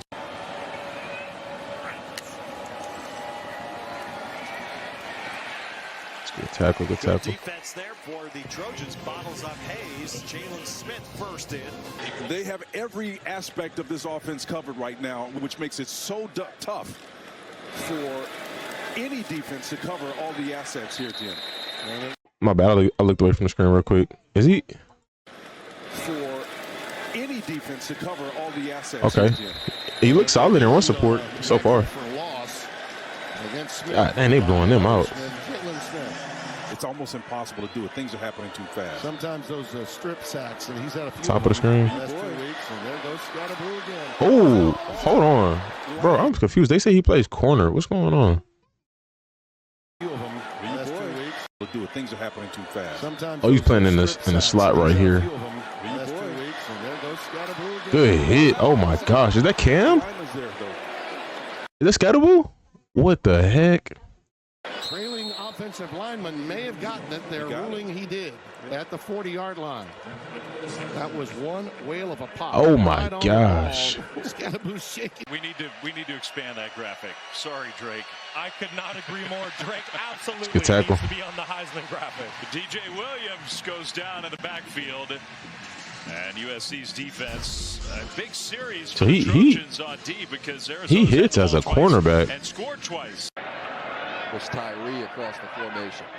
This dude gonna find himself playing safety real quick. And Price is gonna lose yardage It's Jaylin Smith, who has been a terrific tackler for this defense, who met and dropped him. His big 6'3" wide receiver, they need to do a better job getting Sturdivant touches. Garber's perfect on this drive, but at the 45-yard line by Jaylin Smith. He looks like he has the athleticism to play on the outside. But I mean, right now he definitely looks like a primary nickel. Against Oregon either. He's going to come out of your screen off the edge. A nice quick swing move inside. Great job, man. Oh my gosh. At the 11. Garindo the pistol.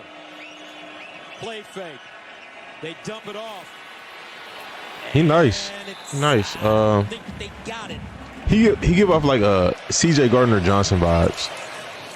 He looks a little faster and quicker, but the play style is very similar to CJ. Really close.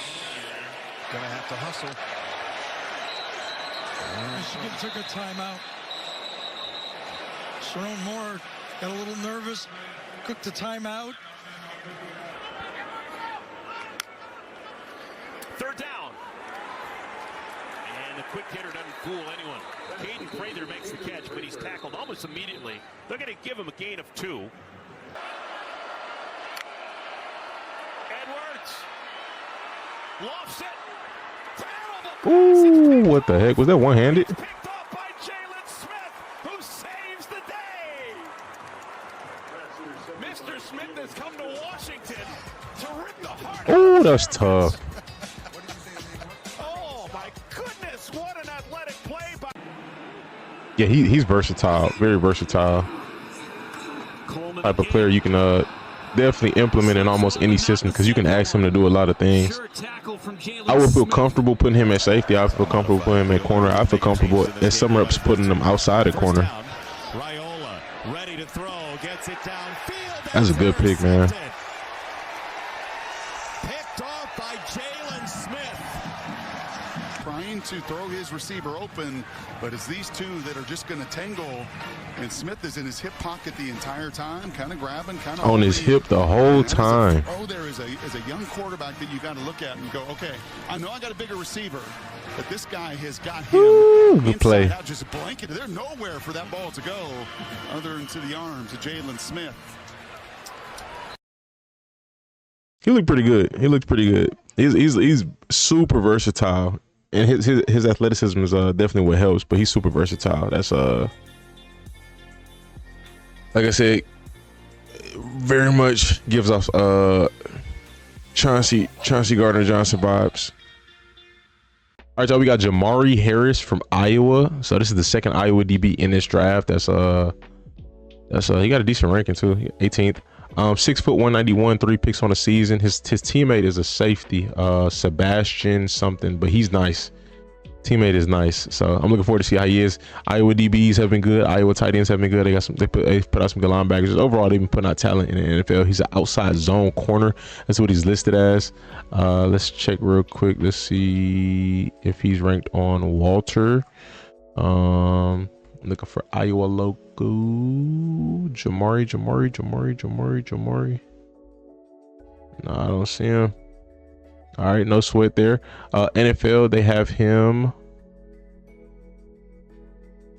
listed as an average backup or special teamer. So 6'1", 191 pounds. Let's see what he brings to the table. Watching these highlights off of Big Ten Football's highlight channel. Sebastian Castro, yes sir.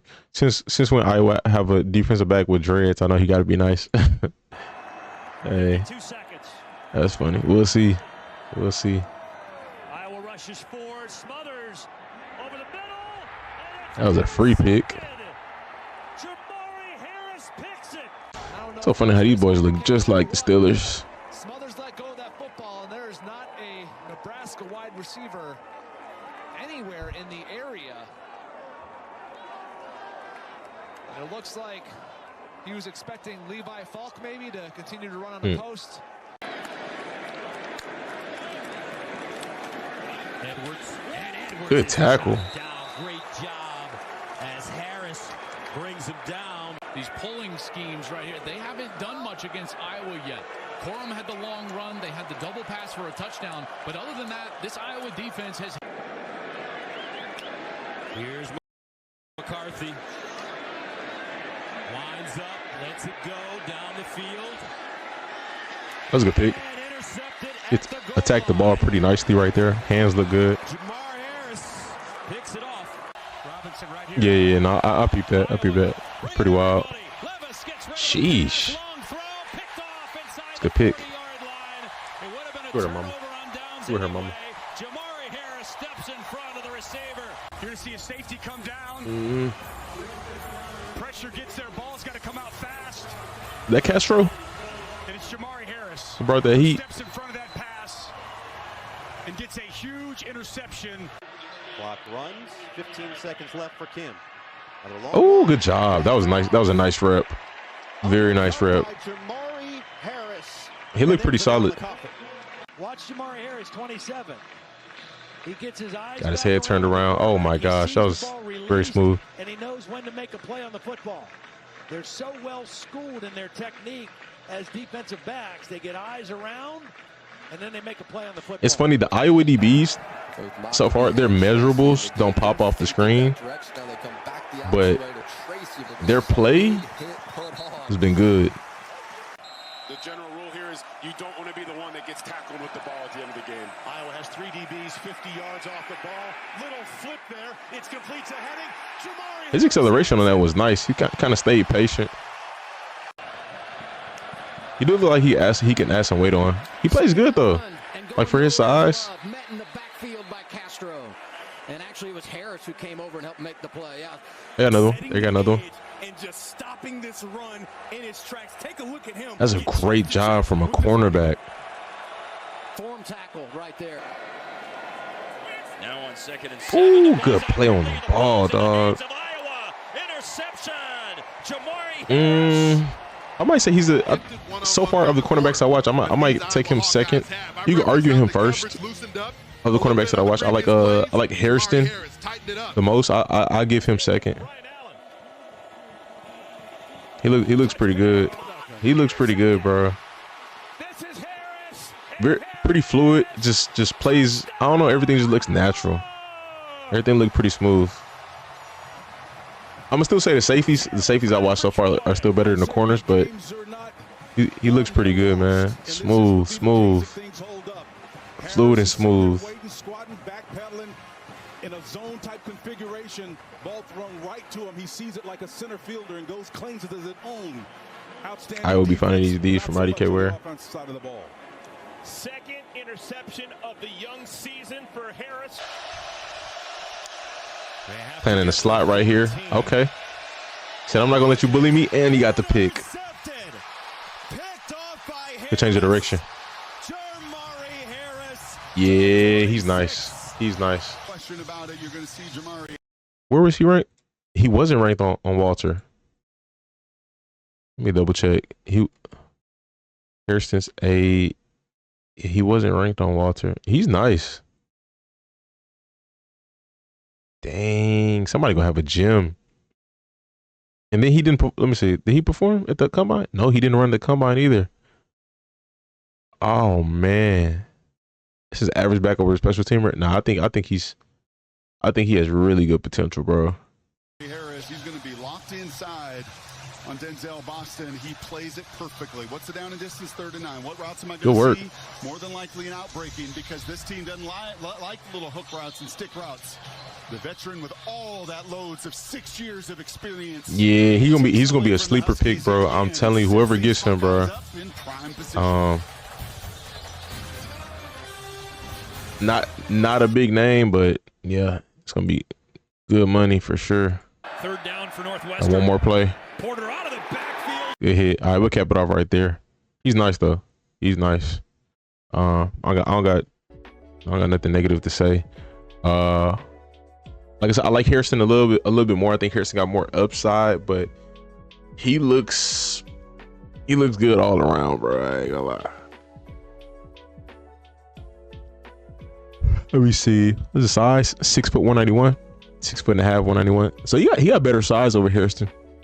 Could be better, immediate impact, but yeah, we'll see. All right, y'all. We got Jordan Hancock, 6 foot 195. So he got a good size, safety. 4.45 projected 40 time. He's ranked 31st out of all DBs according to Draft Buzz. 1 pick on the season, 8 passes defended, 48 tackles. Let's see where Walter has him ranked. I didn't even check. I was zooming through here. They got his teammate ranked. He's ranked 9th among safeties. He's not ranked. That's interesting. According to Walter, he's not ranked. Not ranking for him. NFL says trace to be above average backup. Let's go ahead and see what he brings to the table as far as his overview. So I guess he didn't participate in any events because there's no 40 time there. Position versatile defensive back with good size but average coverage talent. He's strong enough to play near the line or the back end. His heaviest usage has come from the nickel spot. He's above average tackler in run support and in space, but has average thump. He gets beat off the dribble and press man and struggles to make up ground quickly against shifty route runners. He does his job from zone by keeping catches in front of him and tackling quickly, but lacks playmaking instincts. His size and versatility helps, but he might not be able to excel enough in the coverage phase to become a long-term starter. Weaknesses: loses sight of play development from zone, lacks route anticipation and twitch to match at breakpoints, tends to stay behind once he falls behind the man coverage, below average instincts and response to quarterback's operation, needs better use of hands to play off the block near the line. Okay. Let's see what he brings to the table. We got Hyper for the highlights. You see the recent sleeper notification? Talking about Amarion Hampton. Did he just go off or something at the combine? I gotta watch the highlights to say that one running back is better than the other. I gotta see. Combine not gonna really tell me too much. I mean, maybe, I don't know. He could have had a better performance, but again, it's definitely about the on-field performance more. So we'll see. Once we get to that for sure. Shout out to Hyper.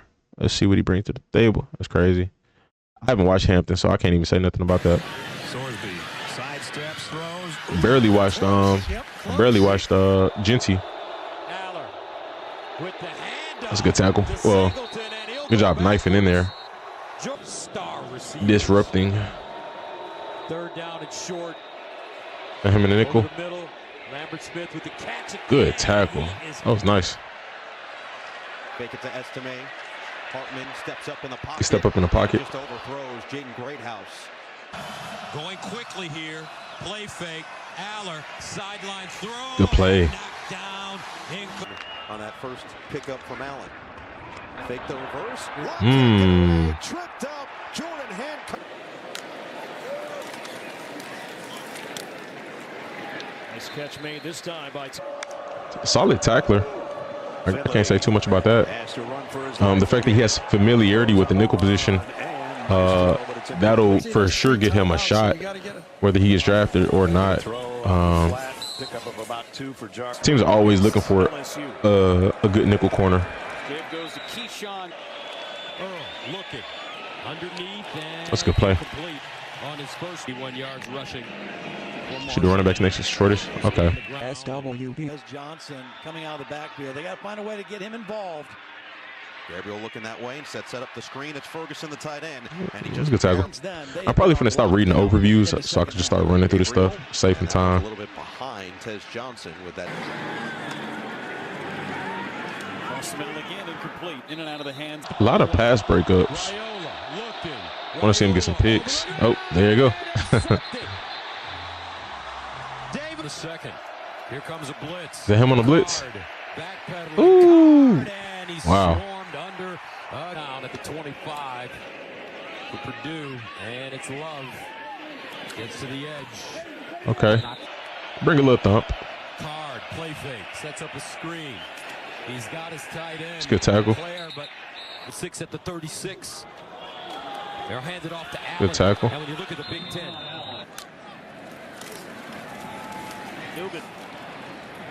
It's getting in there. So he got a decent impact when it comes to run support. That was a good hit. Decent impact in run support. Seems decent in coverage. Not really a ball hawk. I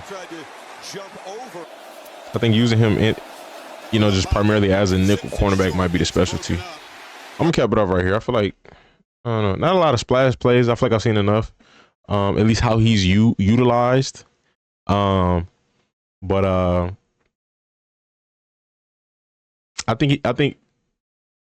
guess since he didn't perform at the combine, maybe if he has a good pro day, he can go out there and boost his draft stock. But I definitely think this is a great opportunity to, you know what? It's gonna be a lot of scouts at the Ohio State pro day, so I think he'll be fine without performing at the combine. I think the combine helps a lot, but he does play for Ohio State. So I mean, if he was having any injuries or anything that would have hurt his stock, then yes, it's smart not to work out. Especially again, you're gonna have a lot of, even if they're not coming for you, you're gonna have a lot of scouts coming to Ohio State. So he's a corner. Why did it say safety? So I wonder, this is corner there. I wonder if he's ranked with the corners on Walter.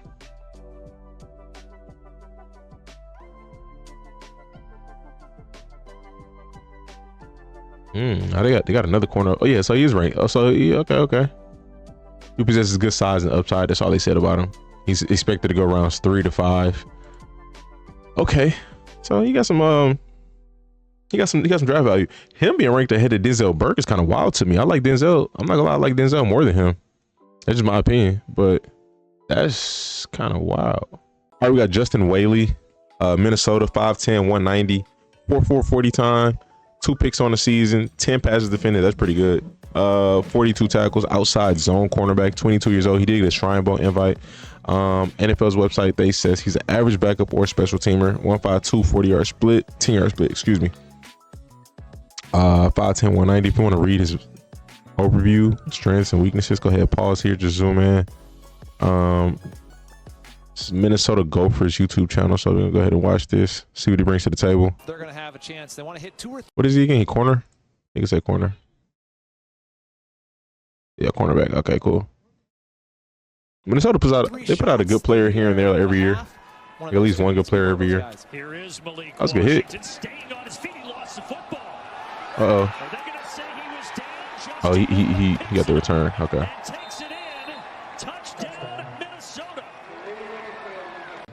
Let's see who comes and hits him here. Gibbons is trying to get him down. And you see the blow there. That's why you run to the football. Mariano Marin seemed to have had the blow to get the ball out. I don't think that knee ever hit, James. No, it didn't.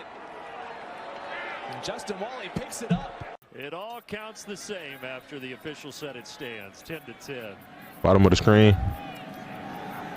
Padilla, good strike. Pass good rip.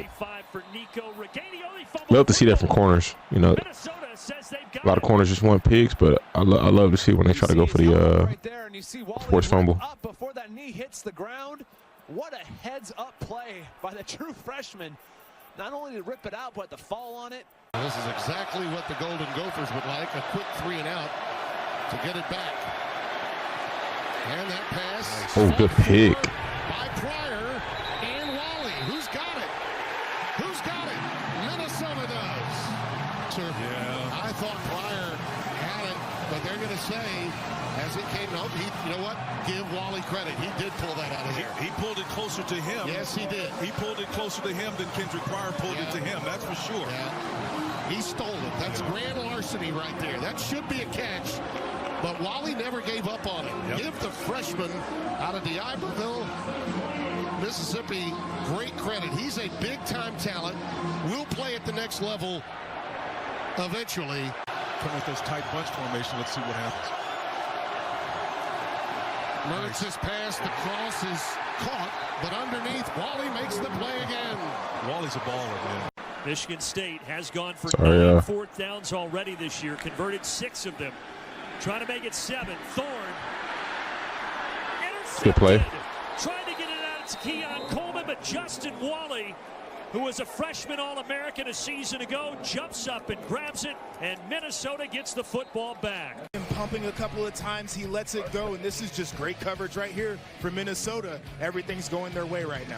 Thorne started 5 of 6, but he's 0 for his last 3 with that interception included in there. On 3rd and 10, he does complete it to Coleman, but Coleman is He's quick. well shy. Look like he got some against Washington on 4 carries. He had 6 alone on that play right there. good burst out his brakes. Okay, good recovery right there. Oh no, never mind. He forced that? It's taken away. Minnesota has it. Justin Walley, who had the interception earlier, picks up the fumble from Thorne here. A real competitor. Michigan State with the momentum, they just lost. Oh no, he didn't force. He just got the recovery. Okay. The offensive line not winning the point of attack right now. 2nd and 8. Clifford gonna take a shot downfield. All right, it's a punt return. Come on. And Walley now on the return.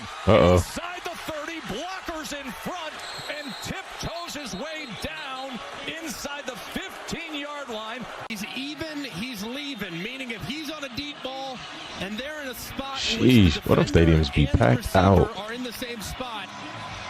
You got a chance to throw it over the top. However, that time, Parker Washington, the Michigan Keon, stay calm, man. Walley was deeper. Yeah. Parker Washington the entire time. The ball's overthrown. I've seen clips of Michigan State tape. I don't really know if I've seen much of it though. 5 of 13 tonight. Can't recall. Over the middle, too high. Good play. What the heck? Justin Walley. Was he playing safety or was it like cover 3?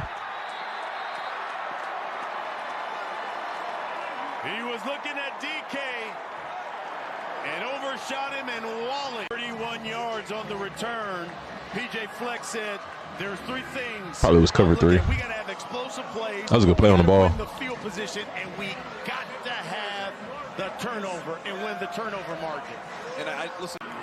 Pena averages 8.2 yards a return this year for the Orange. Crawford Playing on special teams. Good tackle. And the Orange has the ball. 3rd down and 5, but trailing 15. He has good athleticism. I could see him playing some nickel on the next level. This is my opinion. It's a heck of a catch by Allen, and then the fumble, and the ball's out. Is it going to be ruled a fumble or incomplete? Sims got to be careful. I think he can play both, but oh no, I can just see him playing nickel. Here's Sims. Checks it He looks very capable. He like to hit. But he goes nowhere. It's a big plus. Defended. They want to milk the clock. Ooh, good job forcing that fumble.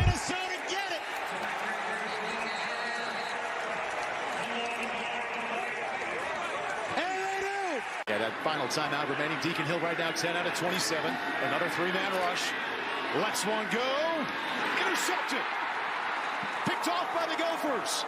Justin Walley slams the door shut. Realizing throughout the year. Poise shown here by the Gophers. Throw was too high. That's crazy.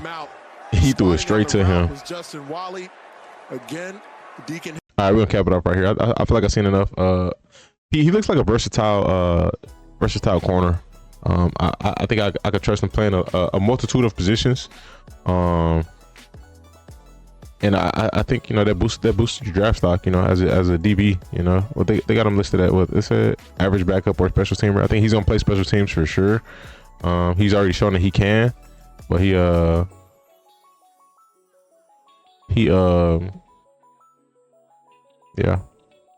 look pretty solid. All right, y'all, we got Kitan Crawford, 5'11", 202, safety out of Nevada. He ran a 4.4, 140.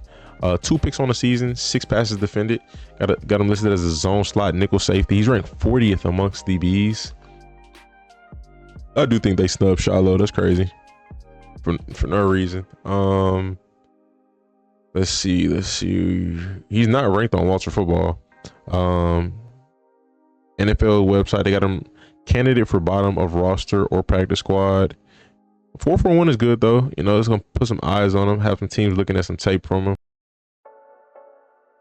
Overview, he's a 5th-year senior. 5th-year senior who made his way to Nevada for his final season after 4 years at Texas. Oh, that's interesting. He stayed there for 4 years. Crawford won't stand out for his measurables. I mean, the speed is good, but he's compact and strong. He's adequate covering underneath, but might not have the speed or ball skills to play over the top. That's crazy to say he doesn't have the speed when he ran a 4.4. But again, you know, 40 speed does not always translate to game speed. So I mean, Crawford is inconsistent as a run defender, but is more than willing and loves to hit. Special teams is his calling card, but he needs to convince the team that he's an adequate big nickelback or backup safety to make a squad. His strengths are: he plays with athletic feet and smooth hips underneath, hammers through pass catchers' arms to eliminate catches, runs the alley, and accelerates through his target. Plenty of special teams experience will stand out on kick cover teams. His weaknesses: average burst out of his stance to the throw, unable to carry long speed down the field in phase, fails to shrink angles for running back and run support.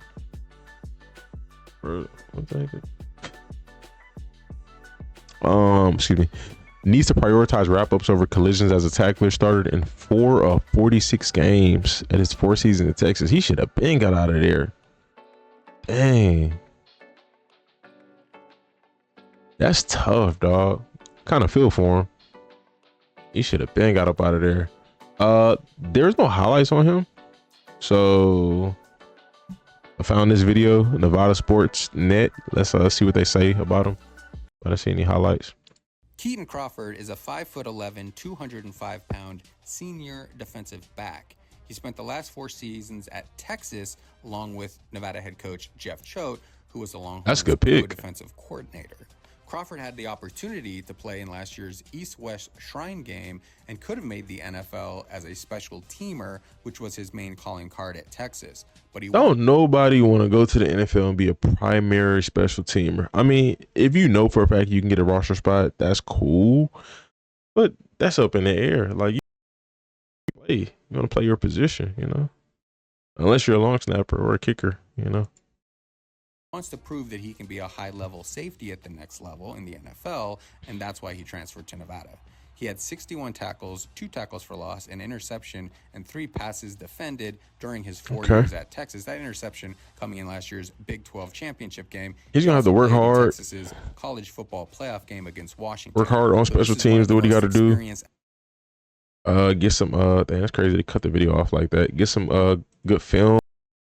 You know, preseason.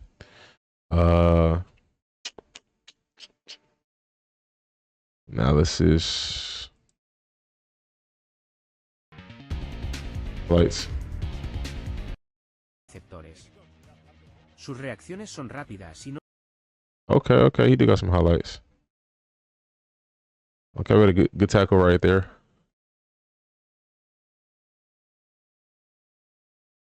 Oh, they said somebody's speed. He looks fast.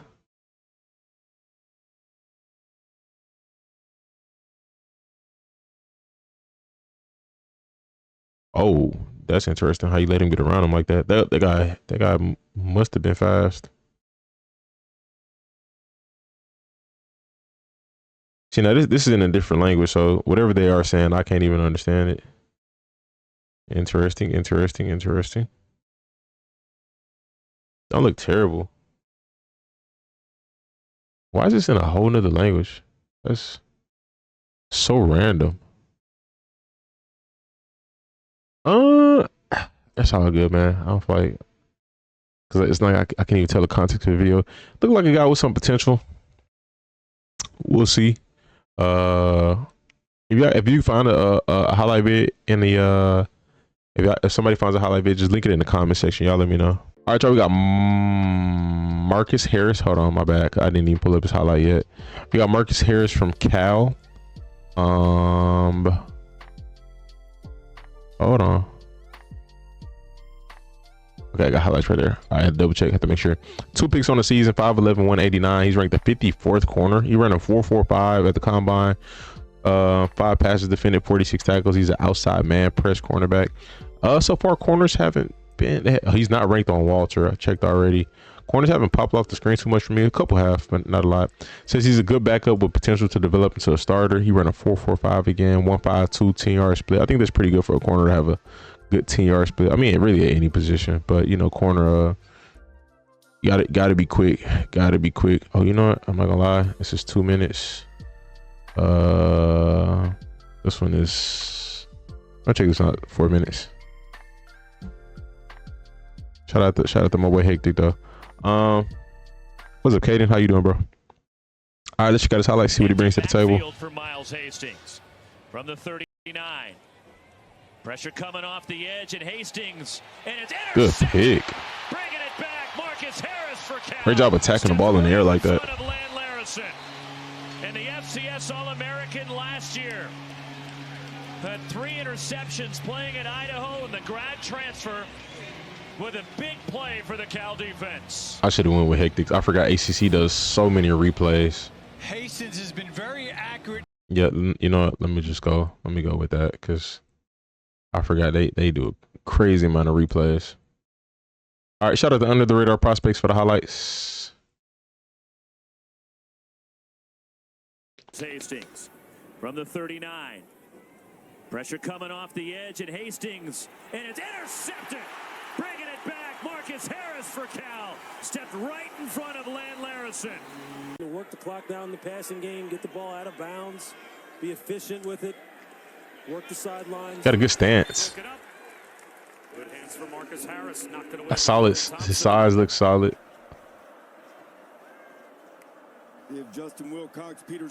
Moves pretty smooth. Look pretty fluid. Boy, Cam got an arm. Oh, great job breaking that up. That's crazy.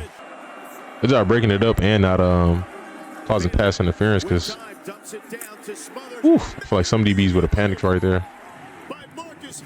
Boy, hidden. Okay. More than 14 points in the game this season. It's been Justin Wilcox's calling card both as a head coach and back when he was a defensive coordinator. Great job. Great job. And pulled it in. It'll bring up another third down. Brian Yates has made some plays. I think we got another sleeper pick. He's not ranked very high, but he over the top into traffic, and it's intercepted. That was a good pick. Right place, right time. Great play. Number 1 being very active.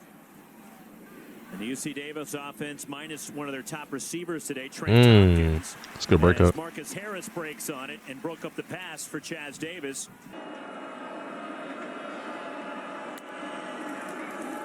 Okay. On time on the slant to Noah Rogers. Ball gets popped out. Looks like on Rogers running a slant. You're running a route that's going to lead you to a lot of traffic. Oh, good forced fumble. As soon as you catch it. For a tight end in the history of the National Football League, here's McCoy throwing it. That was a great rep. I saw it was like an out and up. The double move or whatever. Throws middle, and it's knocked away. It hit the hands of Fairweather. He looks good. He looks good. He I could definitely see him getting on the field. Go for it on fourth down. Maybe they'll do it again. Said they'll flip it out to the tight end, and it's funny that there are some corners that I've seen so far that are ranked higher than him that I for sure I take him over them.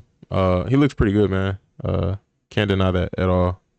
I'm not gonna say he's the best corner I've seen so far, but he looks pretty good. I definitely like what I see. All right, y'all. We got Maxwell Hairston, running a 4.28. Excuse me. Sorry, distracted. 5'11", 183.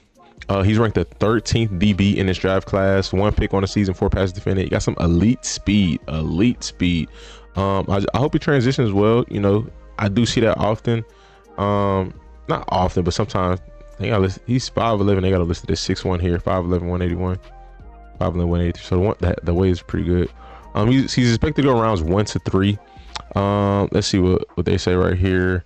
Hairston had a breakout 2023 season that was phenomenal for the Wildcats. 5 picks, 2 which were returned for touchdowns to go along with 6 passes broken up and 66 tackles. He has good height, length, and instincts.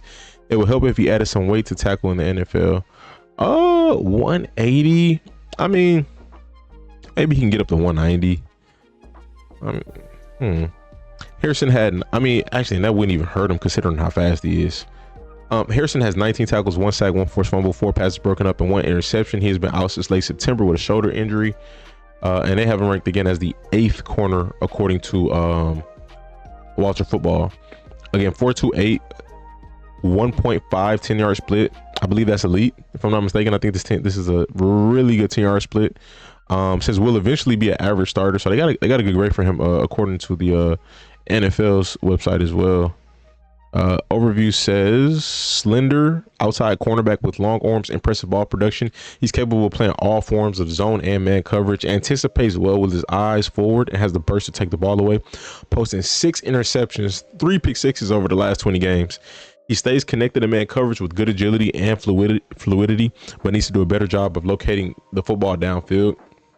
He will struggle to contest big wideouts, and his run support will turn off some teams. Hairston has the athleticism and on-ball talent to become a starter, but he needs to prove he can hold up the rigors and physicality of the NFL game. I haven't really seen no really good corner yet. I'm not gonna lie. Other cornerbacks I watched, they've been solid. I haven't come across the safeties. I think I've seen maybe 3 good safeties that I'm like, man, okay, all right. Surprised me. I haven't heard these guys' names, but watch the highlights and they pretty good. But we hopefully we start getting there with the corners. The safety class so far is better than the corner class. But then making Luca worse. They'll figure that out. They're gonna figure that out. Everyone includes Packers first need the Waxter Dobbs. Strengths, pedals and change of direction with control footwork. That's always good, man, because you want to stay on the receiver's hip. Your receivers are shifty, run crazy routes nowadays. That's the best thing in coverage, is not letting them get open, stand on their hip. If they catch a contested catch, then hey, that's different. But you don't want to let them get open. Stays connected through transition at the top of the route. Does a nice job of digesting route combos from zone. Reads quarterback to help anticipate route breaks. Runs well and stays in phase with the route. Maintains inside leverage as a boundary corner. Instant burst into passing lanes when the quarterback stares. He has the best strengths that I've seen of a corner so far. Weaknesses: the clearest hips a little prematurely, inconsistent in locating the football downfield, will have trouble checking stronger wideouts, massive flyability and run support, below average open field tackler after the catch. Okay. Like I said, of his strengths, I think that those are some of the best strengths that we've seen so far from listed at the corner position. Shout out to Under the Radar Prospects for the highlight vid. Let's go ahead and get to it. I should have restarted my laptop. What's your quarterback got to start today? Okay. That one is picked off. That'll be a touchdown, Kentucky. Maxwell. Good break on the ball. His first interception of the year. Warner's just said, great. I mean, look at the quarterback did not expect him to get there that quick. You got the inside route. I got the inside route. Passed it off. Out in the coming years. 2nd and 5. Quinn Ewers. He's going to the end zone. And great play by Maxwell Hairston, who's back to action. Great play. Nice runs, and then he had the ball ripped out of his hands on that opening drive, and just never had their seat offensively again. Boy, almost had a interception though. Back pedal. Maxwell Hairston. It was slow right there, but it looked smooth. We get to the line quickly. Fast. See the rusher coming. The ball got loose, and it got picked up by Michael Smith, the dude who was in the right place. 4-man rush. Shuck to the end zone. Good play. Incomplete. Just off these short clips so far, he looks like the best corner that I've watched so far. Up on this 3rd down. So far. Shuck over the middle, and it is incomplete. Great breakup. Maxwell Hairston still out there as the quarterback of Texas, as Jared Gibson forced the fumble. Okay, good hit. Texas offensive lineman DJ Campbell was there to fall on it. And go with the misdirection. It's Jaden Blue. Wow, that was a good tackle. The 18-yard line. Wasn't great, but it was good. He got him down. Is he on return? He got the speed. Oh no, he's running down. Okay. Short highlight, but it's all good. From the clips, I like what I see, but and then based off of how they described him, with some of the positive qualities, I do like him. I wish it would have been a little bit more included in here, but it's okay. It's okay. I do think he has some pretty good upside. So let's go ahead and move to the next. Based off of upside, though, I think I feel like I like him the most so far of the cornerbacks that I've watched. All right, y'all, we got Mello Dotson, 6'1", 192. They got him ranked as the 24th corner in this draft, or 24th DB in this draft class. He run a 4.59 40 time, Shrine Bowl invite. He's an outside zone corner, 5 picks on the season, 6 passes defended, 49 tackles, and 39 solos.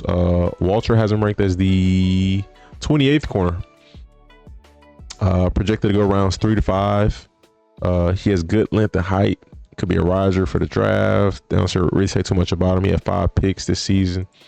Let me see. Find his highlights real quick. My apologies.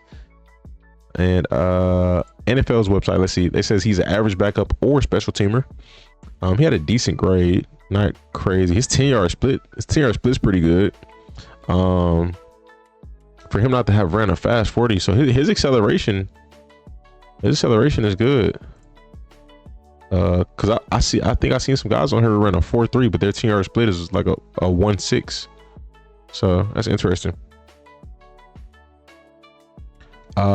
Instinctive outside corner with impressive ball production. Dotson has adequate NFL size and a good feel for reading routes underneath, but he struggles to stay connected if the play travels beyond the first level.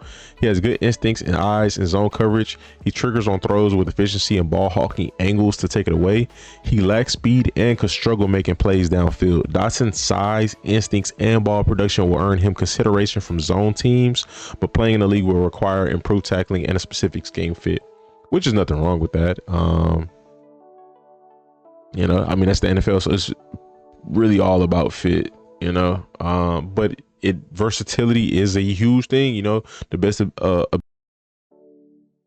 you're available to do multiple things, you know, that doesn't even just apply to health or showing up. It applies to, you know, we may need you to do this. Are you able? And, you know, available, whatever. But strengths, 4 seasons of starting experience. That's good. Transitions and drive out of his pedal are smooth. Displays good anticipation to shade route breaks. Curious and instinctive from zone coverages. Closes to the football from playmaking angles. Turned 4 of 12 career interceptions into touchdown. It's pretty good. Sounds good. I like they say his technique is good.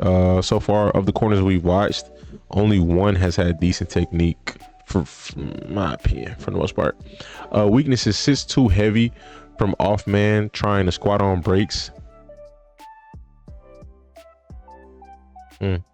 Issues matching intermediate routes and double breakers. Needs to turn and find the football with back to the quarterback.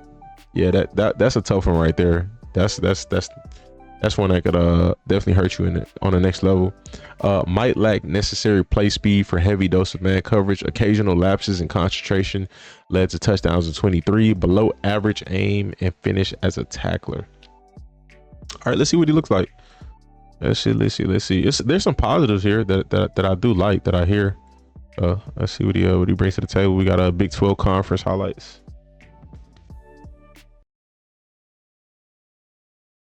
Oh snap! I forgot I had this muted.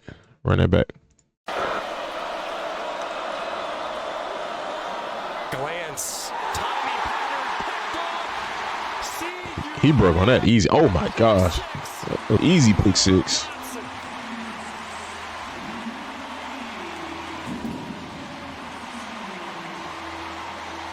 On the outside for Kansas shines early. Pick 6 for Mello Dotson. 20-0 here in Kansas City. Quarterback shouldn't have thrown that one. Okay. A tackle. Dotson again, the tackle to cut down the freshman Burrell. 3rd and long. So fakes it to White. He's going to throw it. Takes a hit. Free money right there. Mello Dotson. Good play. Good play. But J.B. Brown made that play with the hit on Green, and this kept Green from getting anything on the ball. And there he is, highest point. And these two corners, Cobee Bryant and Mello Dotson, both have picks. 4th 100-yard game this season for Besh.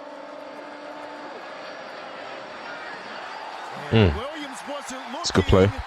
Dotson got the interception. Says, hey, you throw a ball my way, I'm used to picking it off. Oh, that's a great catch. Grab right there. Phenomenal. second interception by this Kansas Jayhawk defense.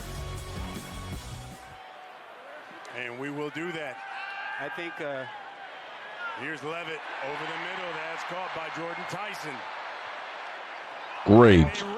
Great job. Love to see it. He got beaten coverage, came back, recovered, and forced the fumble. Ripping the ball out, getting the recovery. That's awesome. And so the question on replay is really whether he was down before the ball came out. That was clear as day. Like, what there was no need to question that. Standing up. There was no whistle until he's getting cooked by Will Shepard and Webster when they play Colorado. Replay is going to confirm this call on the so far, his technique, they complimented it.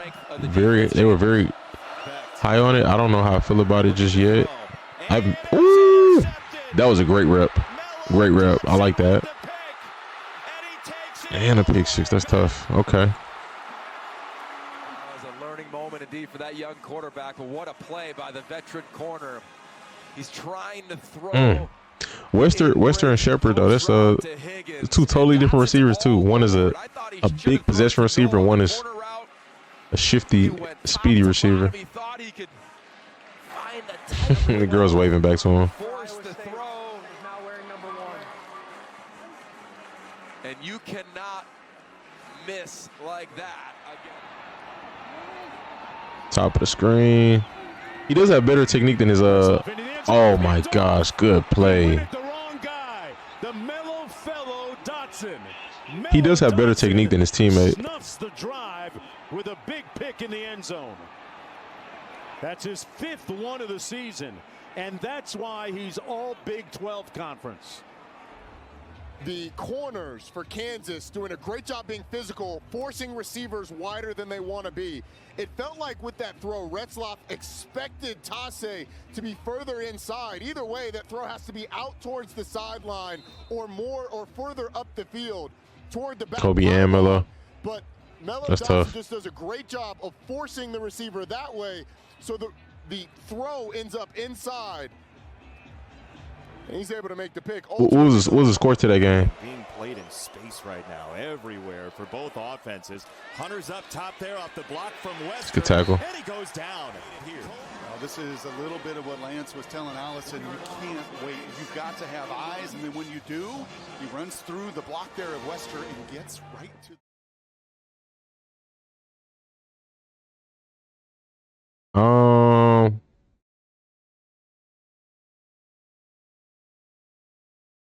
The block there of Wester.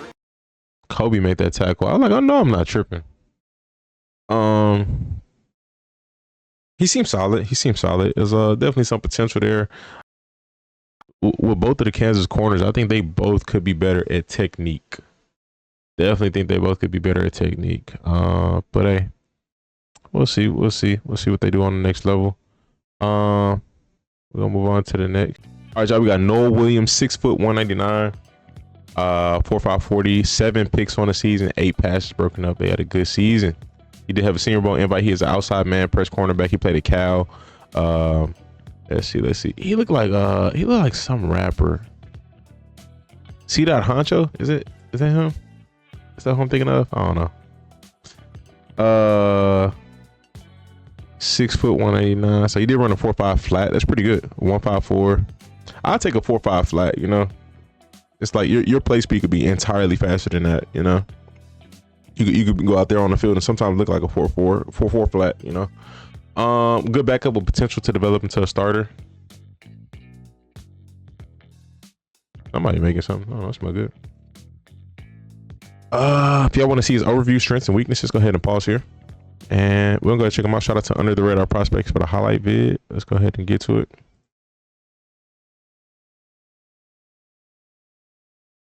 Seven picks and a forced fumble. Cam Ward.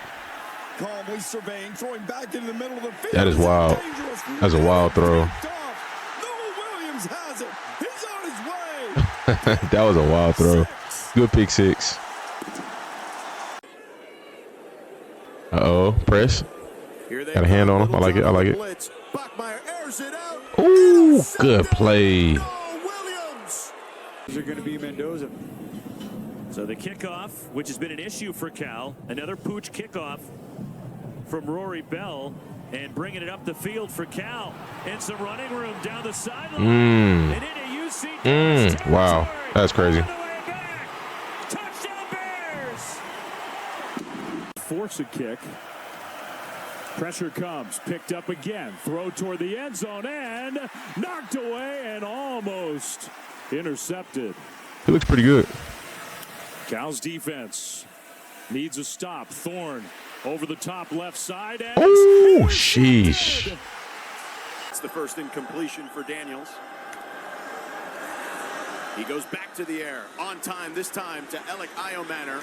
Nope, incomplete. Skip. 34 seconds. And now they're going to start. Johnson scrambling left. Johnson heaves it up. That one's going to be picked off. Intercepted by Cal, and Nohl Williams has another one. Initially, he was low-key beat on that play. To come back and get an interception is crazy. He'll swing this one out. Oh, my gosh. And upended is Roderick Daniels. Great play. Second down and 4 after the 6-yard pickup. Oh, that's a dangerous throw there. He's pretty nice, man. Sends Johnson in motion with Reed in the backfield alongside Holstein. Play fake. Holstein going deep into double coverage. Intercepted. Picked off. See Davis here He's in the nice. second half. He's nice. I think I put him in my top 10 corners. The pitch back, the flea flicker, Hastings, and it's broken up. Coming over, Nohl Williams. I think he's for sure top 10 in this draft class. I want to be here. This is where I feel like my football career. Oh my gosh. Out of the backfield and then a sturdy hit. So looking to get that first win today. Yep. Daniels over the middle. Ooh, good breakup, dude. Williams had a beat on it. He was working Iomanner a little bit. Blitz coming. Hastings off his back foot, and it's intercepted. Third pick he has thrown in the second half, and it's Nohl Williams. NC State 5 of 10 on third downs. Pressure coming. Bailey stands in tall. This boy's nice, bro. He's nice. Cal took more than 7 minutes off the clock. They missed It's probably, of the corners that I've watched so far, it's less than 5 legit press corners. Maybe 5, but I think it's less than 5, and he's for sure one of them. It's broken up. Nohl Williams. Returning kicks. And Williams will bring this one out. He's got room on the right. I don't see him doing this in the NFL though, just because he looks like such a good corner. I don't want to, I wouldn't want to even put him on returns. Bachmeier over the middle. Good break on the ball. Pass. Nohl Williams in coverage. Jordan loose from Sam Ross. Emmett Kenny, 36-yard attempt. High step. And the holder tries to get rid of it. The ball's on the ground. Incomplete. Incomplete. Have into this one. Thanks, Coach. Thank you. Final 15 minutes. Hectic, you did a good job clipping this up, man. It's good vid, bro. Good vid. He like I said, he looks like a top 10 corner in this draft for sure, without a question. There was another point that I made. His press skills. He's probably like 1 of 5 corners that I've watched so far. I'm actually almost done watching all the corners.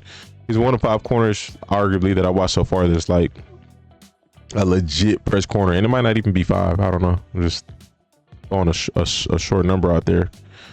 But he looks pretty good. This is wild. 49th ranked amongst DBs. Maybe there's more that obviously I couldn't see. That's not included in the highlight vid, but he looks good. All right, y'all, we got O'Donnell Fortune, 6'1", 185 out of South Carolina. He's ranked 22 according to Draft Buzz. 3 picks on the season, 3 passes defended, 47 tackles, and 41 solos. 23 years old, outside man press cornerback. Walter has him ranked as I didn't even check Walter. I'm tripping. Slacking. My bad. What school you played at again? South Carolina. What's up, Tsunami? How you doing, man? SC, let's see. O'Donnell Fortune. South Carolina. He had a combine invite. Maybe I passed him up. I haven't seen him. I ain't seen him.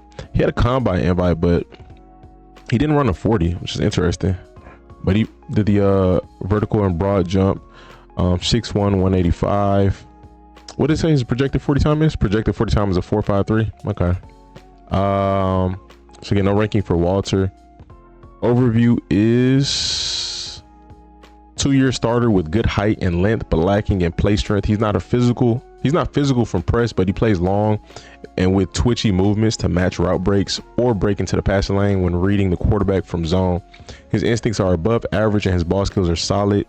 Big physical wideouts can create a mismatch against him inside the route, at the catch point, and after the catch. Fortune is scheme versatile, but won't offer help on special teams as a liability as a run defender. I got mixed feelings. Like, I do think having a good run defender at corner is a huge plus, but if they're elite at coverage, I could look past it. Strengths, waits out, release fakes, and catches an early ride with the route. Fluid and fast to open his hips and run with man. Possesses a twitchy burst and ball hawking instincts. Baits quarterback into interceptions on high-low route concepts. Swings his length into catch space with good timing. Able to close quickly to minimize separation. His weaknesses are: has skinny legs, slender hips, and poor play strength. Cooked by double moves twice against Ole Miss. Fails to find the football with his back to the action. Big receivers could be a problem for him before and after the catch. Lacks grit as a run supporter.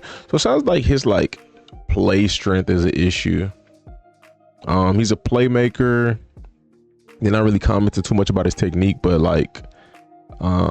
I guess is what it kind of sounds like. Sounds like he has some solid athleticism and he's a playmaker, but maybe strength and aggressiveness against other stronger opponents is just kind of lacking there. But shout out to prospects for the highlight vid. Let's see what he brings to the table. Go ahead, hit that. Got a decent press on him if that was him up top. Okay, good play on the ball.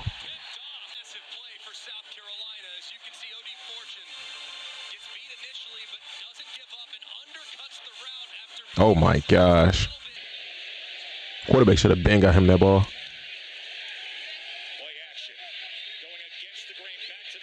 Ooh, good tackle. Good job. Did I see some of the combine stuff? Yeah, I seen that running back run a 4.3. I seen a guy who said he was gonna break the record running a 4.4. That's crazy. Good tackle. He got to be using hand time. Like, there's no way. He sounded so confident. I'm thinking he's probably been using lasers the whole time. He be using hand timers. Had to. This. Good hit. Okay, he can hit. I like that. Yeah, I seen some of the 40s and whatnot. Great play. Oh my gosh, that was a great play.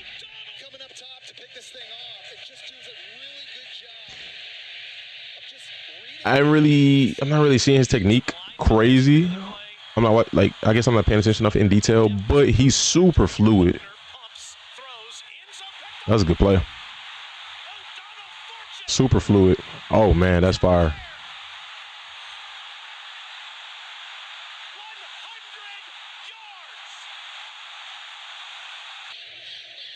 Like, there's corners that I watched so far that have better athletic talent than him, but he moving around, he looks smooth. Change of direction looks smooth. That was a good play. Bond technically ran a 4.39. Was that official? Was it official 4.39? That's still wild though. Like, to be that confident saying you're gonna break the record for sure. Pretty sure they got a lot of people watching his highlights and got his stock up a little bit, but dang. But I'm sure it hurt him too. He got some wheels. I could see him running a 4.5, 4.4.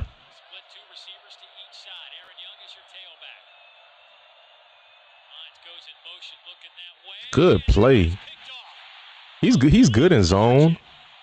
I trust him in man a little bit, but I definitely like him in zone. I think like his technique could be a little better, but again, he's very fluid. Like if he can improve the technical aspects, I think he has a very high ceiling. Plays the ball. He plays the ball very well. Got a lot of good qualities. A lot of good qualities. That elbow brace is huge. That's a good tackle. He tackles, moves well, plays the ball well. Plays the ball very well in zone. Ooh. Yeah, definitely not afraid to tackle. How far are we into this? 3 minutes? Okay.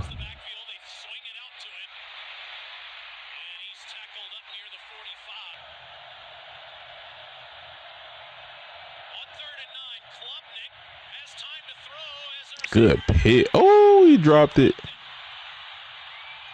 All right, we're gonna cap it off here. I'm just tired right now. Had a long day so far, so I'm tired. So I'm probably gonna run through a lot of these today. But based off of what I've seen, I feel like I got a good gist of him based off all these clips. Again, looks pretty solid. Fluid. He has really high upside as long as he's coachable, and again, just work on technique a little bit. Not a little bit. You want to work on it as much as you can. Get better with technique. Again, like as far as instincts go, I like his instincts. He plays pretty well. I think there was another corner. His name was the dude from Kansas. Kind of a ball hawk. Was it Cobee Bryant? Similar style, but this guy's technique, Mr. O'Donnell, his technique is much better than Cobee. But like both kind of like ball hawks a little bit. Like they play the ball very well in the air. But again, I like his technique is better. He's smoother and more fluid when he moves. I think he could improve a little bit. But he got very high potential. All right, y'all. We got Quincy Riley, cornerback out of Louisville, 5'11", 194, 2 picks on the season. 9 passes defended, pretty good. Outside zone cornerback, 4'4", 840. Maybe that's projected. I don't know if that's accurate. He's ranked 26th amongst the DBs as far as cornerbacks. I can't see the cornerback specifically, but according to NFL's website, they got a good backup with potential to develop into a starter. So he got a good grade. So yeah, 4'4", 840. Overview. Anything else y'all want to read? You're gonna see what he brings to the table. Shout out to this ACC's YouTube channel. Ooh, that should have been a block. What the heck? Oh, he's a return man as well. That was a good move. Good spin. Okay. Near the 30-yard line. Garcia flings it incomplete as Jaden Barnes, A.J. Barnes as they call him, couldn't hang on there. Quincy Riley. As he comes into the left of your screen, why he's so elite. He's able to look at the wide receiver and convert, moving forward right away and get his hand on that. Receiver just dropped it, I'm not gonna lie. On 3rd and long, Huff down the sideline. Ooh, great catch. Intercepted by Quincy Riley. That was a nice play by Riley of going up. He looked like he was the receiver. Yeah, exactly. I mean, I'm great thinking, catch. hey, is he the receiver on this play? Guess what? You're not alone. Both teams wear red. But there's only so many things that you can do against us. Jack Dawson on to punt, trying to get. I keep forgetting ACC being copyrighted too. The senior from Ireland in his 4th year as Tex Hunter will get it away in the direction of the stud corner. Quincy Riley takes it from his 15 up the middle of the field and gets spun down. He got some explosiveness for sure. Like his athleticism is 100% there. Like clearly on display. So. King quarterback draw. Oh wow, great play. If it's a backward pass, it's in the end zone. Louisville bolts on it for a touchdown. Wow. That's a great play. Riley batted it down room on the field as the pass is backward. Covered by the defense for a touchdown.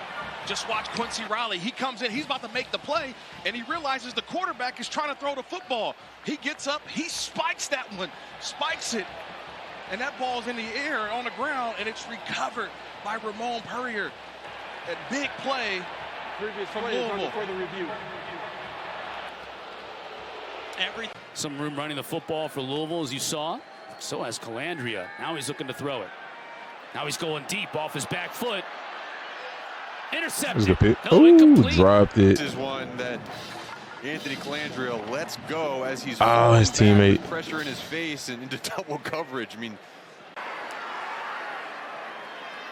and continuing to bring just 4 in pressure. Nice great defensive play break on the outside by Riley. Good job right there. you know, they're giving a little bit of cushion, and you see Riley, great job of coming back to the football. And Gelati, a finalist for the Campbell Trophy, the academic Heisman. The blitz. Castellanos to Bond. Ooh, she's good hit. And it's incomplete. Well, he got separated from the football. It's the playmaker at 6 foot, 195 pounds in zone coverage, and you're eyeing the quarterback.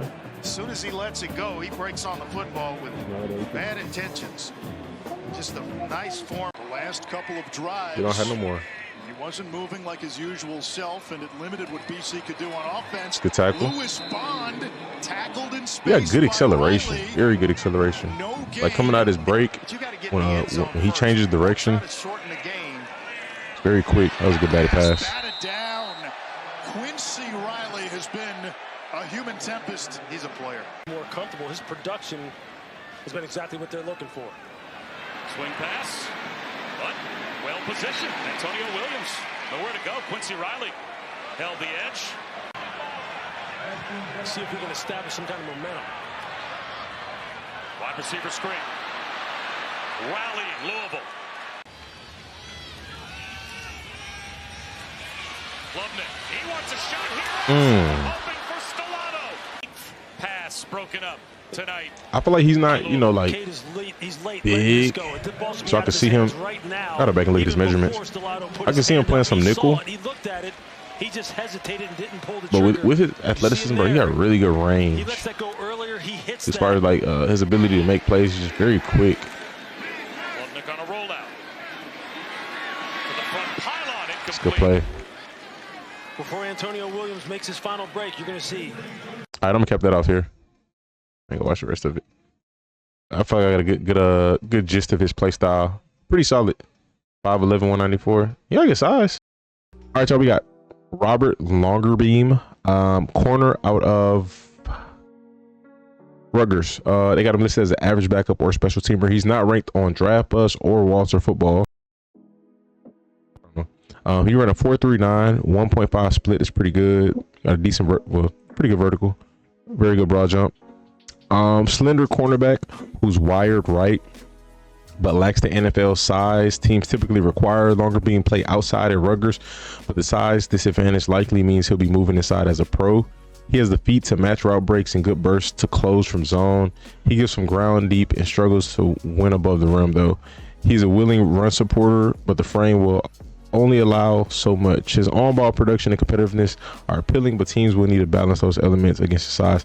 You know, it's a lot of guys, they say stuff about their size, but it's like he's 175. Okay. I can see that. If you want to see his strengths and you're watching on YouTube, crap, I did the wrong thing, my bad. No, yeah, I clicked the right thing. There you go. Pause it. You want to see the weaknesses? There you go. Pause it. All right, let's go ahead and get to it. Shout out to Prospects for the highlight vid. We're going to go ahead and get to it, man. See what he brings to the table. Great breakup. Okay.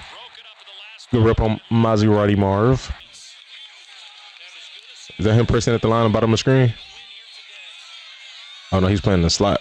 Oh, great breakup. Okay. So we got a light corner, but he's fast. Forced the fumble. Fire. So far, all three plays were very much highlight worthy. Oh, a blitz. Okay. Playmaker. He looked like he'd be a return man. Good pick. Good pick. Top of the screen? No, it's down bottom of the screen. I think it's a 7 at the bottom. Good break on the ball. Good break on the ball. Okay, so with him not being ranked anywhere, I see him at the bottom of the screen. He had a nice that was nice. That whole rep was like, at least from what I saw, like him coming out his back pedal, turning his hips, and then obviously breaking back and getting the interception. That was nice. Good play. With him not being ranked again, he could be like a sleeper undrafted free agent. Cause so far so good. I'm not gonna lie.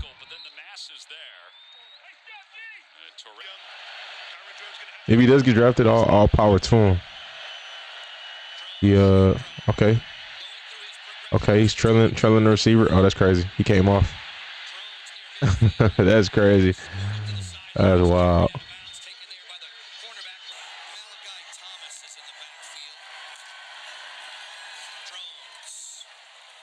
Good breakup. It's so crazy because I got to react to all of these combine players, and then it's players who didn't get invited to the combine, and I still got their highlights to react to. This is insane. Just thinking about it right now. Good break. Nice. Okay. That was a solid tape. Athleticism is there. His back pedal smooth. He's really fluid. He's not just fast. He's fluid. It's not stiff. Good playmaking skills. Good playmaking ability. Again, with him not being ranked, I would assume based off of the highlight, I would assume he has ranked potential. He looks better than some corners I've seen. But hey, I definitely feel like he got some potential.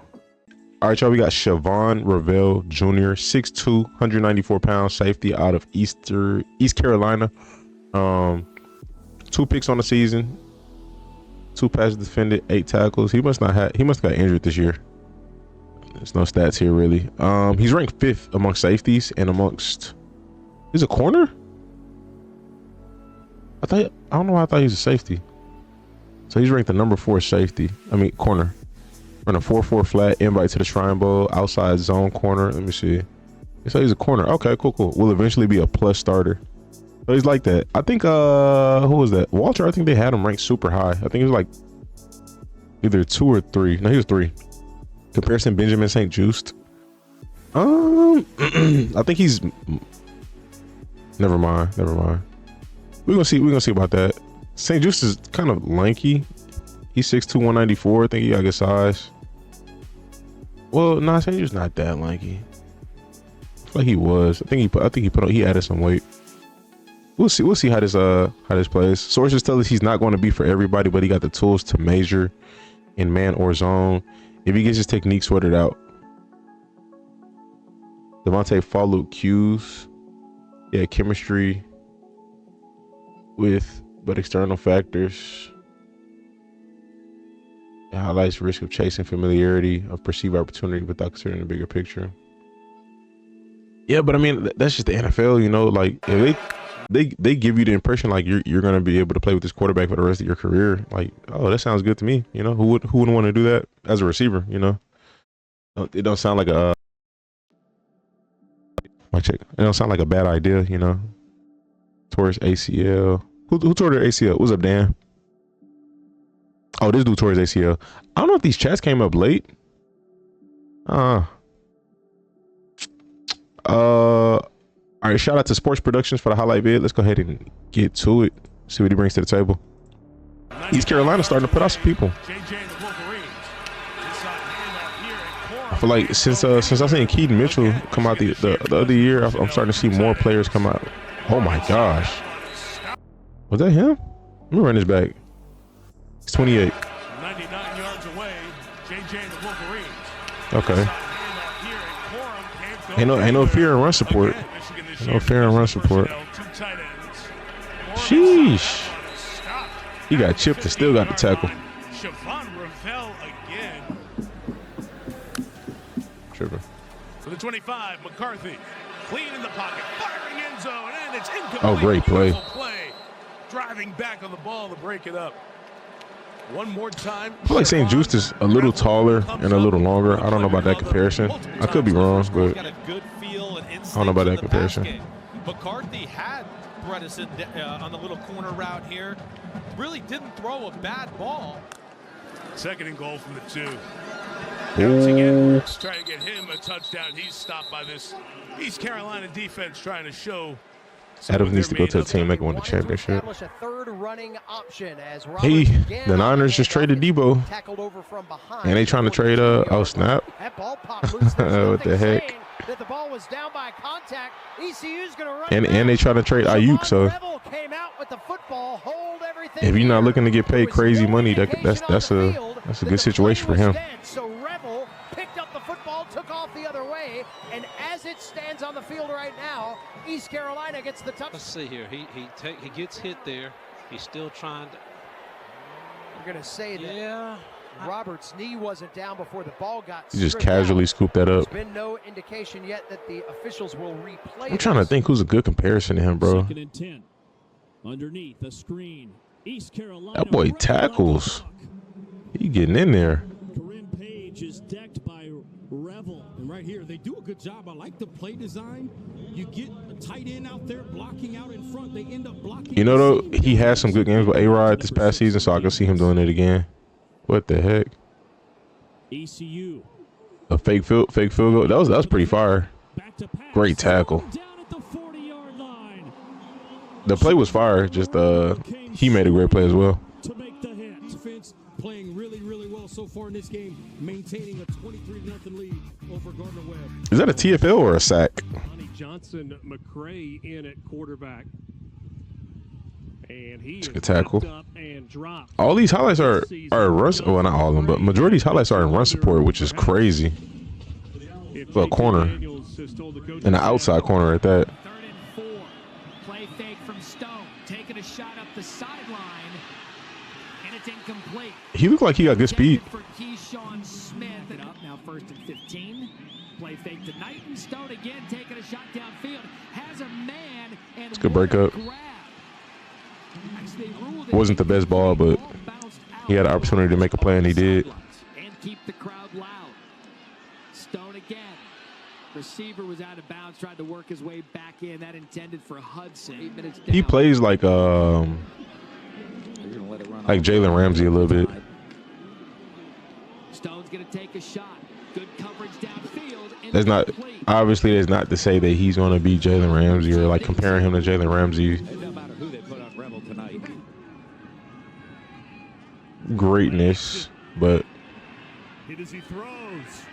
ooh, very much similarities in the style. Very dangerous ball. Yeah. Keeping them in it. It's going to be a 42-yard attempt here for Kirkland. Wow. How about that? Shavon Revel got a hands on it for ECU. Final 12 minutes. Wow. Kick is blocked. Yeah, this offseason is going to be wild, man. I mean, already so far with Debo going to the Commanders. I want to see what he blocked another kick. Oh, wow. Ball bouncing free. A scrum around the 40-yard line. That's what you got to have. You've got to make plays in the special teams game and make Francis uncomfortable in the pocket. Got to get some pressure here. They drop it. Going deep. Oh, no. Francis pump faking. Looping. Ooh, good play. Shavon Revel. Oh, yeah, I see what they say about his technique. He didn't look really smooth right there. He didn't look really fluid. He looks like a really good athlete, though. I'm not going to lie. Remember, the Monarchs will get the ball to start. Okay, that's a good rep. That's a good rep. Trying to come Ooh, back. good pick. Interception. No interference. They're going to call it an interception. Wow.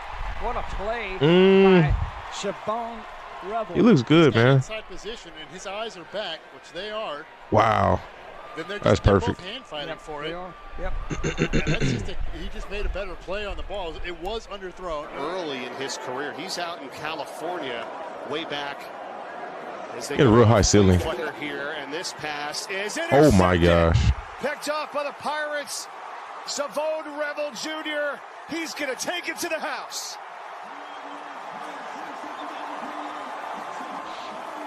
I'm trying to think, bro. The best person to come to mind for me is Jalen Ramsey.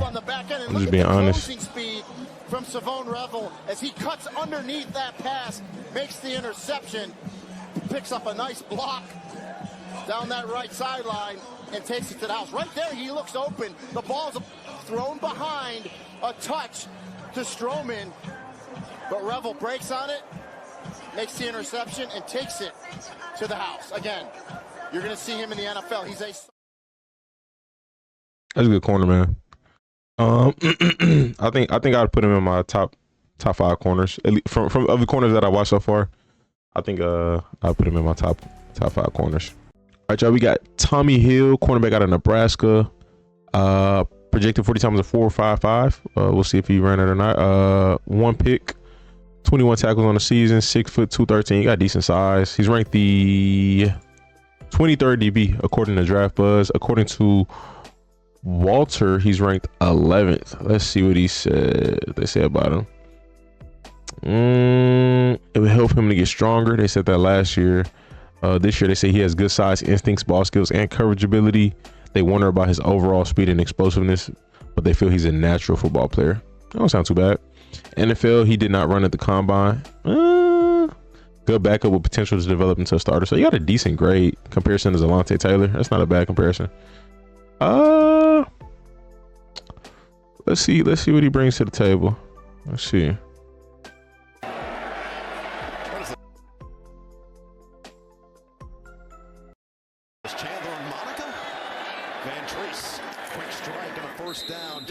Just gets on his knees and makes the grab. Get the ball for the second time here momentarily. Short kick. And a return here for Tommi Hill, and he's tripped up across. Okay, got some return experience. First quarter has just been completely lopsided one way towards Purdue. The Huskers got to do something here. There's Tommi Hill on the defensive back, now working as a wide receiver for the second straight week. That time they put a guy in motion. They had the information they wanted, and they worked it. They're putting some mid returns in here. There's Tommi Hill on the return. Yeah, good change of direction. Hill makes a cut, and Hill a good return across the 30-yard line. Niners listening to trades about Ayuk. 3 big plays out of him. He's got one. Trying to clear up some cap space. From the 2. Tommi Hill. They say they're gonna stick with Pearsall and Debo. Probably draft another receiver. You can still get your pilot's license. Pearsall and these are some trash highlights so far. Pearsall and I said Debo. What's bro name? Juwan Jennings.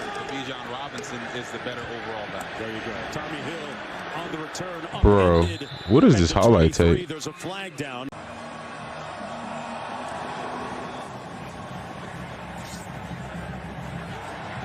Hill.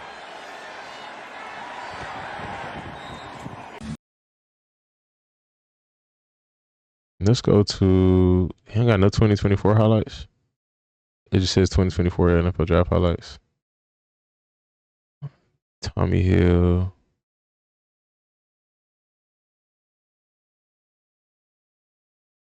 This was a year ago.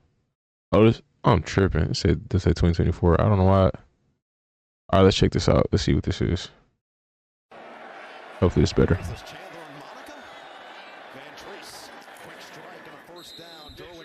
Gets on his knees and makes the grab. Get the ball for the second time here momentarily. Short kick. Bro, stop showing this trash stuff, bro. Say he made a wise choice sticking with football. He can still to this opportunity for Singleton. Putting his Tommi Hill takes it out. The Seafarers from Seattle and their fortunes. The return for Tommi Hill. And he'll get go early. Going deep. Tommi Hill from his own goal line. And we'll take it out about They got to get more for Ayuk. I cannot believe Debo's gone for a 5th. Across the 30, and a strong return by Tommi Hill. That's crazy. Tommi Hill from the 5. And he's spun down. But that's the business of the NFL. Both of them got big contracts, so it's like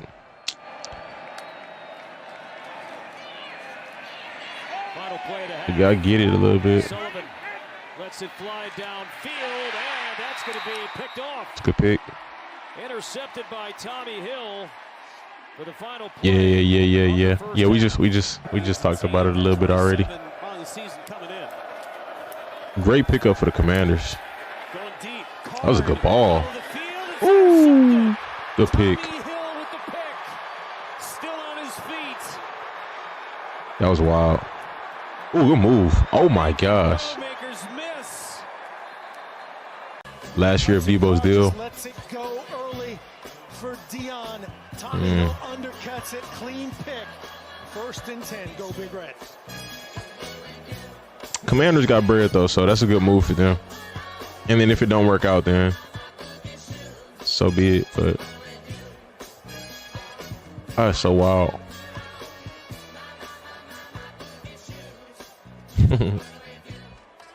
Man, how your day going, man?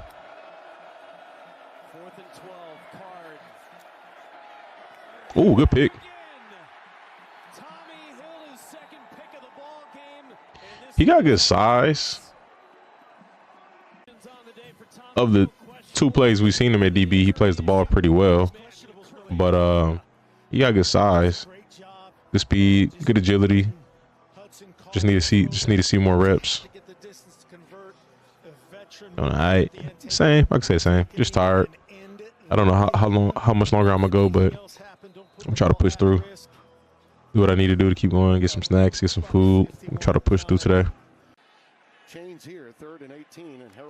Gonna be a good day. Tomorrow's gonna be good too. I feel it.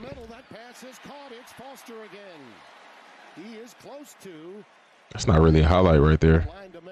This is bro. What is Big Ten doing with these highlights, bro? It's kind of trash so far. They're not doing this man no justice. Gain of 5. Williams in the backfield. Hill looking to throw. Hill going long. It's Good play.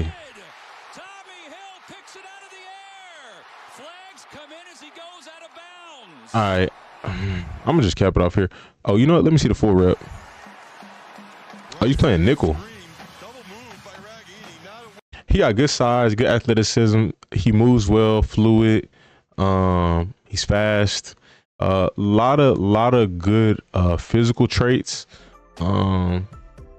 If somebody comes across a better highlight tape, just drop it in the comment section on this video. But again, there's potential there. I just, again, like I said, didn't really get the opportunity to see a bunch of really good reps.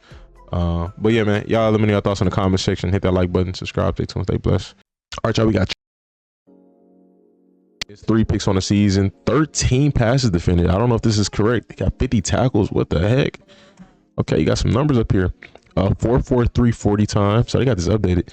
6'1", 195. They got him ranked as the 9th DB in this draft class according to Draft Buzz. Make sure my camera's straight. Walter has him ranked as the 7th corner in this class. He's projected to go in the first 2 rounds. Okay, so he nice.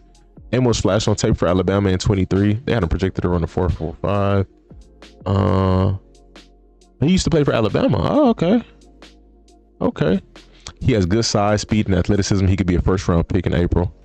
Let's see what the NFL website says. They says he will eventually be a starter, so he has a good grade. According to NFL, he ran a 4.43, 1.6 10-yard split.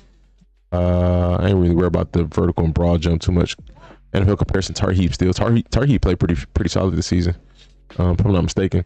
Overview: long press cornerback who proved he can make the jump from the Sun Belt to the SEC without a hitch. Amos can disrupt the release and plays with good short area movement and man coverage. He can get a little lost at the top of the route and needs occasional safety nets over the top. That's interesting. He has twitchy feet to close, and he sees the action clearly from zone. but he can be hampered by indecisiveness. Despite favorable instincts, Amos uses his physicality and length to streak the 50-50 odds in his favor. He can play in multiple coverages, but is most consistent in zone. Amos needs to ramp up his run support and trust his eyes in space, but he has the goods to become a solid starting outside corner. This doesn't sound bad. It sounds like this is stuff that can be fixed. I think indecisiveness comes from, maybe not watching film enough and just relying off of your athleticism. So I think, he gets in the right system with a good coach and good vets. And he hampers down on that, just lock in on film, learning players' tendencies, all that good stuff. I think it'd be all right. His strengths: quickness and size to be a problem in press. Plays with pro coverage agility, and transition quickness. Has body control and footwork needed to stay in phase versus NFL routes. Twitchy burst and long arms with catch disruption. Plant and drive is sudden and without stall at the top. Desired placing, positioning, and vision in cover 3 looks. Allowed sub 19% completion rate on throws of 20+ air yards. So he sounds versatile. He sounds like he could play man and zone.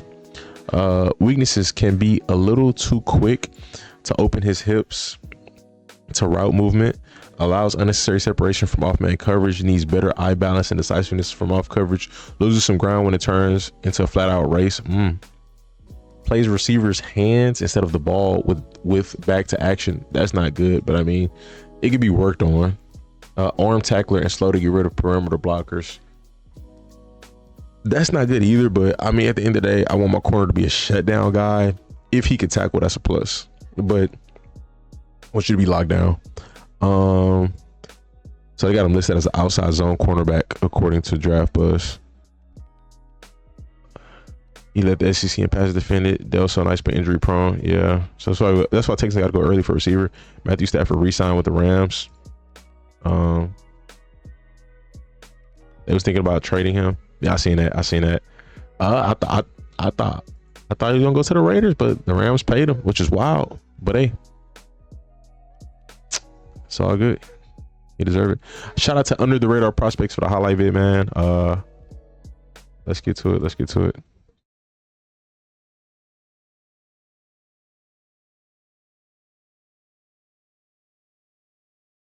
In this second half, barely threw the ball. Baby, lay down. Daddy shirt, lay down. All right, see my top of the screen. The first half, period. Might have been a hold there. Sellers good pick. Intercepted in the end zone. Trey Amos picks it off, and 5 on both lines of scrimmage that can be impactful. Here comes an Ole Miss blitz. It's picked up. Vandegrift, plenty of time. A high throw. Okay. It's a good play. Feels like an important drive. Definitely got good size. Down 10-0 now. Nussmeier. That was nice. Good rep. 23-10 if they could get in. Good coverage right there. Light work. They feel like they have the team that could restore this program to the top of the conference. Amos again. Not a big hit, but great play. A year ago, lost to Montana in overtime. So they come in with some confidence. Jones going to take a deep shot. Good play. Tested ball. Trey Amos, the transfer from Alabama. Again, a 4-man rush. Nussmeier running out of time. Lost it up for the big tight end. Taylor. And it's incomplete.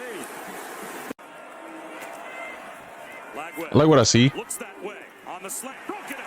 They tried to go to Montrell Johnson. I think I would take him over the last cornerback we just watched. Not a huge gap in talent, but he looks good.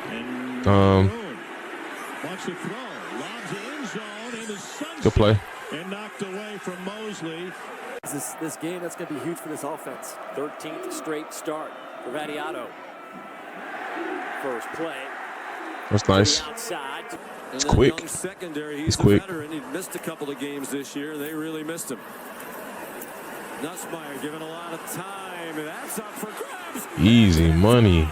Trey Amos takes it right back. Who's the comparison? Under 5 minutes to go. That's a good question. I don't even think I read that. Tar Heap Steel. I did read that. I'm tripping. Vandegrift, quick pass, broken up. And we knew he was going to roll the dice, and it rolled snake eyes, trying to get his team to respond. Play action for Sellers, surveying the defense, and his pass is incomplete. It was broken up at the last second. So they got him projected to go in the first 2 rounds. So I'm looking forward to seeing some of these other corners. I love seeing like these ooh, good play. I love seeing like sleeper DBs. Like that's how I feel like Kamari Lasser last year. Kind of happy the Texans end up getting him. And he can take his time. They can change the play in his helmet without looking. They didn't do that on the last play. He throws into traffic. That's a good play. Mason Thomas. I'm trying to think where he would be a good fit at. The 37. You got to keep it down if you're Ole Miss defense. I like that he likes to. I mean, he's not really. That's crazy. that was a good play. That was a good play. I forgot what I was going to say. Belted down back at the 8-yard line. Left 4 receivers bunched over there. One up top. They try for the single coverage. Line. He's not jamming a receiver immediately off the line, but I do like that he plays pretty close up to the line. Yeah. He looks solid. He looks pretty solid. Nothing negative to say on my end. All right, y'all. We got Will Johnson, 6'2", 194. I didn't know he was that big. 2 picks on the season, 3 passes defended, 14 tackles. He ran a 4.39 40, apparently. I don't know if that's projected or accurate. They got him ranked as the number 2 corner behind Travis Hunter. I've been hearing his name all season long as being the best corner. So it's gonna be a good highlight. Walter has him ranked the number 2 as well. They both have him ranked number 2. This last year, let's talk about a lot about his stats. It says he has good skill and upside. Okay. Round 1 projection.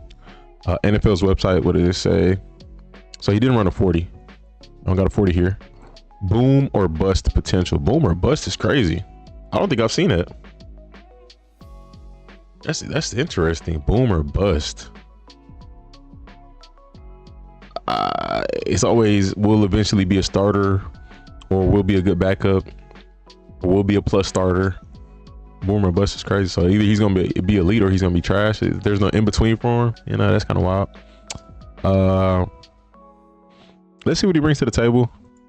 I'm not gonna read his overview. Shout out to Prince highlights for the highlight tape. So let's check him out. He reminds you of Surtain. I'm gonna see. Surtain was arguably that I've watched coming out of college in the last maybe a few years to decade. He was one of the most technically sound corners. He looked arguably the smoothest that I've seen. When I watched his Alabama highlights, so we'll see if this guy gives the same impression. Like I said, I haven't watched him much at all. Moss, quick throw. Good pick. It's gonna be a pick 6. Will Johnson. I love them. I love them picks like that when they jump the route like that in the flat. It's fire. That's crazy. It'll be 1st and goal. Got another one. Ooh, that's crazy. Will Johnson, one of the best quarterbacks in the country, seals it for Michigan. Pick 6.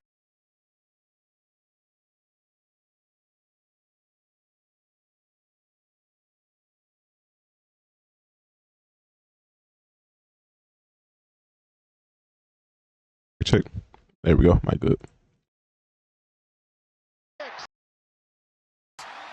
Third crack at this Michigan defense that has been so stout this year. Feels the pressure. Lobs over the middle. Good pick. Intercepted. Will Johnson's got another. Johnson surveys and is caught up from behind.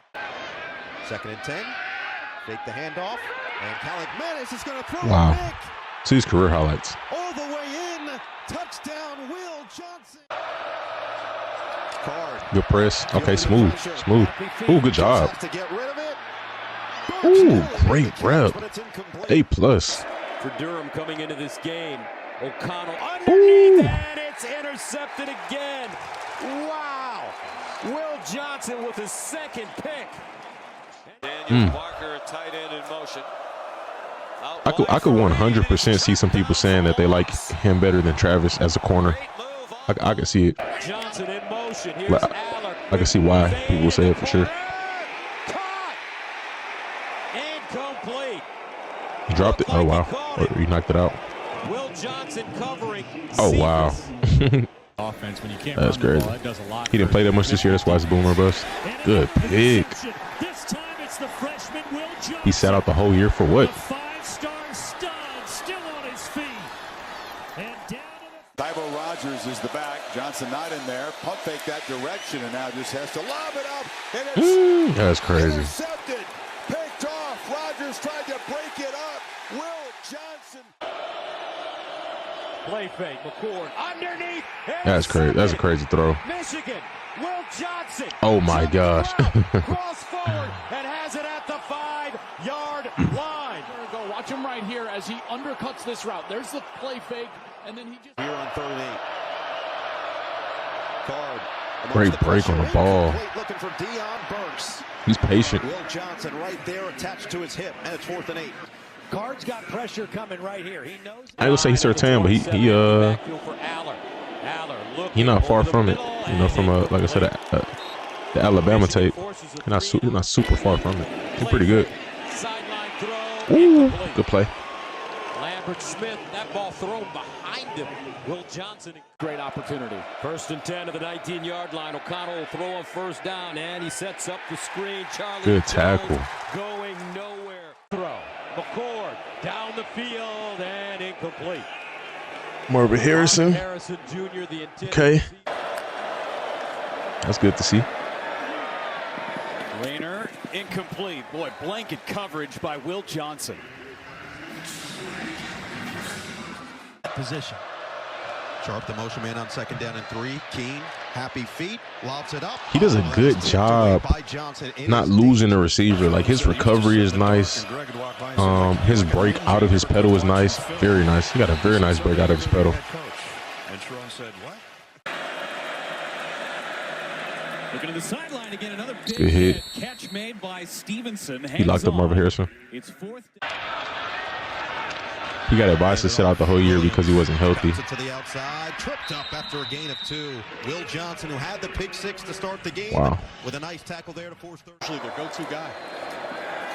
To pass right side and a miscommunication. He was looking Courtney Jackson's way. Impressed with his ability in that passing game as an all-around back. This time he stood up at the line of scrimmage, and a nice bolt by Will Johnson, who missed last week's game. I like what I see. Again, I could 100% see why people would say they like him better than Travis.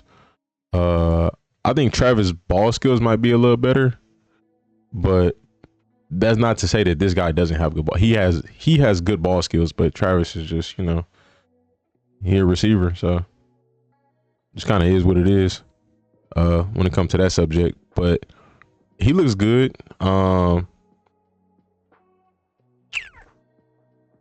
I look forward to watching Travis highlights so I can get a good comparison.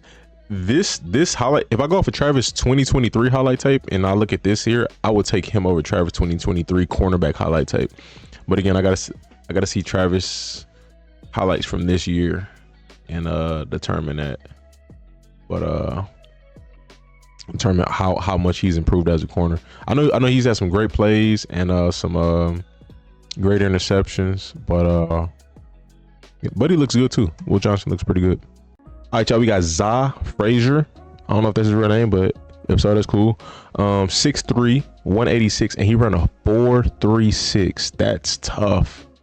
At 6'3", I do think he could bulk up a little bit. 186 is kind of slim to be 6'3".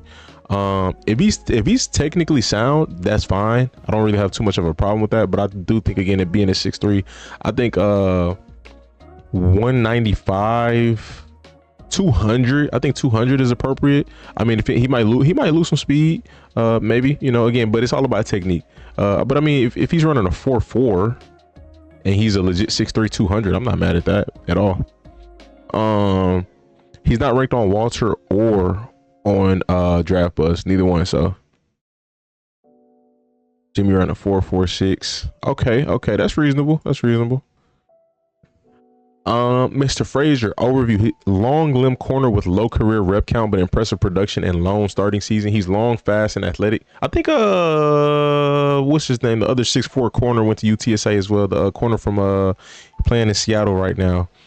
I like him a lot. I don't know why his name's not popping up in my head, but I think he ran a 4.3 as well. That's crazy. They know how to scout him. Athletic but upright and gawky in transitions from off-man coverage. He stays connected to all forms of vertical routes and uses his length and leaping ability to shade deep windows for the quarterback. He sees well from zone coverage and can burst stride into plays on the field that some can't get to. He'll turn 25 years old as a rookie and started only 10 games at UTSA, but his traits, in-season improvement, and ball production can make him a day 3 pick with upside as outside corner. I can see with him having a good combine, boosting his stock to get drafted. Probably prior to that, he probably would have went undrafted, but based off of his measurables, he sounds like he could low-key be a gem. Like, he sounds like he could be a really good pickup, like a sleeper. You want to take Davis versus Lamont Rush fight tonight? Yes. Probably find I got a website. Hopefully it don't crash too much. Strengths: tall, long, and very fast. Has the tools to become a more consistent hindrance in press coverage. Adequate recognition and response to quarterbacks, hitches, rides on vertical routes, and stays in phase. Burst stride and wingspan bring on ball production. Racked up 15 passes defended, including 6 picks in 2024. Oh, he got a good 2024. Wow. Weaknesses: turns 25. That's not really a weakness. Yes, it's not good for like his longevity in the NFL. You know, he's not gonna have a long career. I mean, essentially, you know, because he's starting kind of late. But I mean, if he comes out and plays like he's ready, that's all that matters. You know, he come out and he plays like a vet. That's all that matters. Can be overly responsive to route fakes. That's something I'd be worried about with taller corners, because I mean, I feel like I've seen that typically over the years in the NFL. A lot of taller corners struggle with shifty receivers. You know, they play well against other tall receivers, but shifty receivers, really shifty receivers, they struggle a little bit. But sticky hips, slow in transition and lateral burst, looks uncomfortable turning to find a football, even when he's in position, misses interceptions and breakups that he should make. That's crazy. That's crazy to say that, considering the fact that he had 6 interceptions. So he could have had more picks. It's crazy. Reek Willing, yes, that's what I was thinking of. We got Zah Frazier. Shout out to Under the Radar Prospects for the highlight vid. Let's go ahead and check him out. Let's get to it. With that touchdown, they make it a 1-score game. Now Jake Garcia, the Pirates offense, trying to answer. That was a wild pass. Great play by him. His speed and size, you know, helped him get to that ball in time, but that still was a wild pass. That was a wild pass. Oh my gosh. Good pick. Ooh, free shot. Oh, good play. Zach Morrison coverage, and he was step for step was so well. Little shoulder fake. Now a shot down the field. Got a man. Good pick. Good play on the ball. What a play by Zah Frazier. Has 4 sacks tonight. It's a 3-man rush. I think a team that, you know, he'd be a good pickup for, you know, a team in a division that plays against a tall receiver. You know, like in the AFC South, you got to worry about great play. In the AFC South, you got to worry about Nico Collins, or you're in the NFC West, you got to worry about DK Metcalf.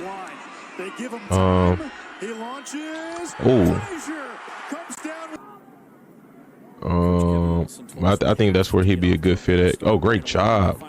Okay, he got that down. The tight end in motion. Here comes the blitz. It's picked up. Simon has right wide open under. Oh, took it from him. Oh, they called it a pick.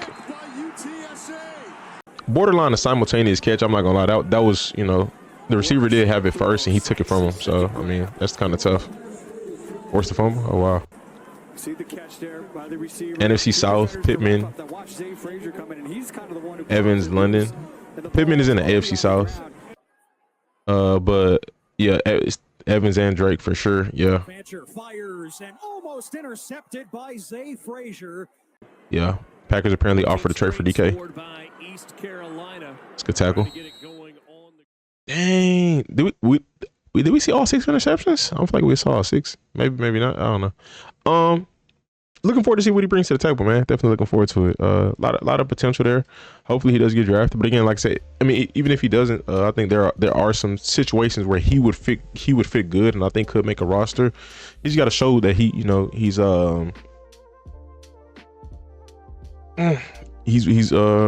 worth it. That's it. Just go in there, have some good interviews. Hopefully he showed out at the combine, and that's it.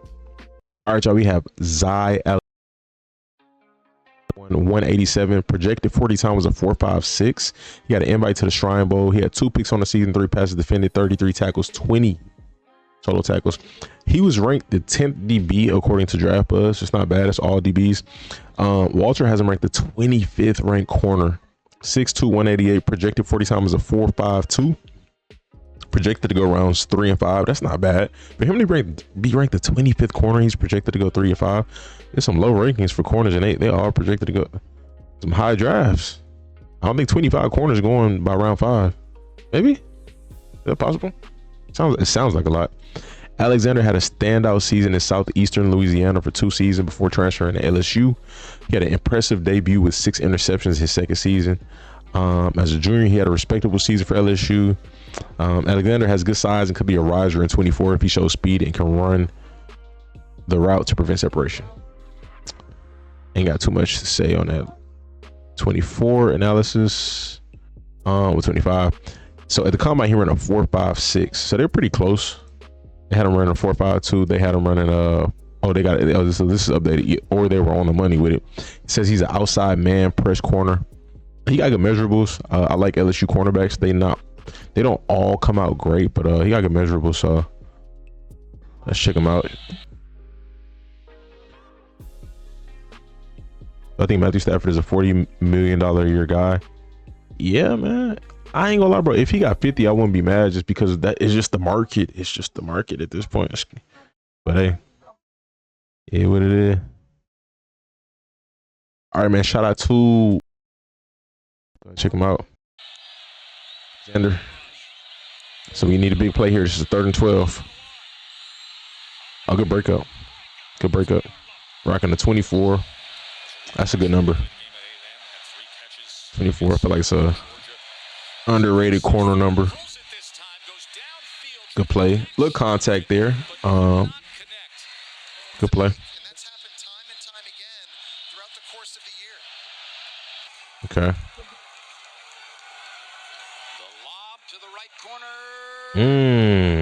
Good pick. Okay, so we got some LA Tech highlights too. This is career highlights.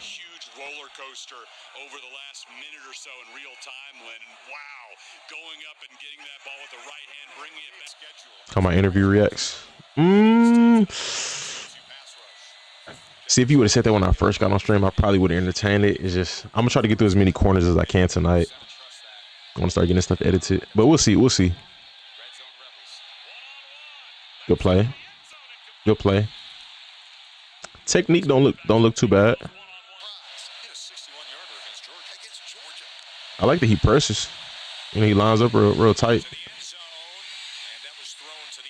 I think he could do a little better with his hands down the field. I know it happens sometimes, But just so he don't draw no penalties. Good job. Good job getting out his breaks right there.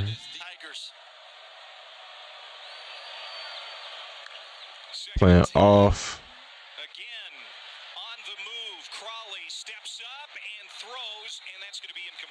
Good pass breakup.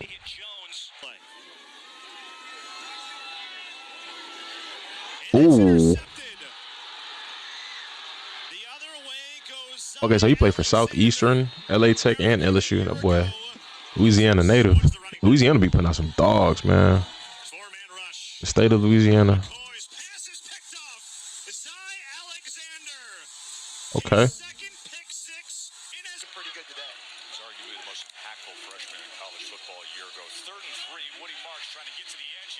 That's a good hit. He was taken down by Zah Alexander, the transfer from Burke. The fourth down just got that big 21. Who do you think he plays best in? What do you mean?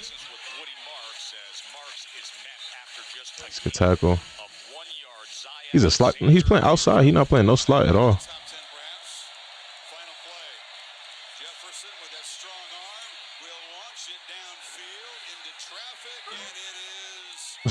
He got that's the right place, right time.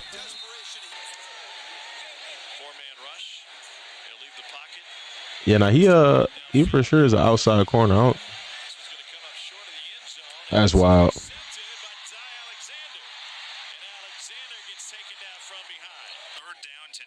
Parrish or the other thing.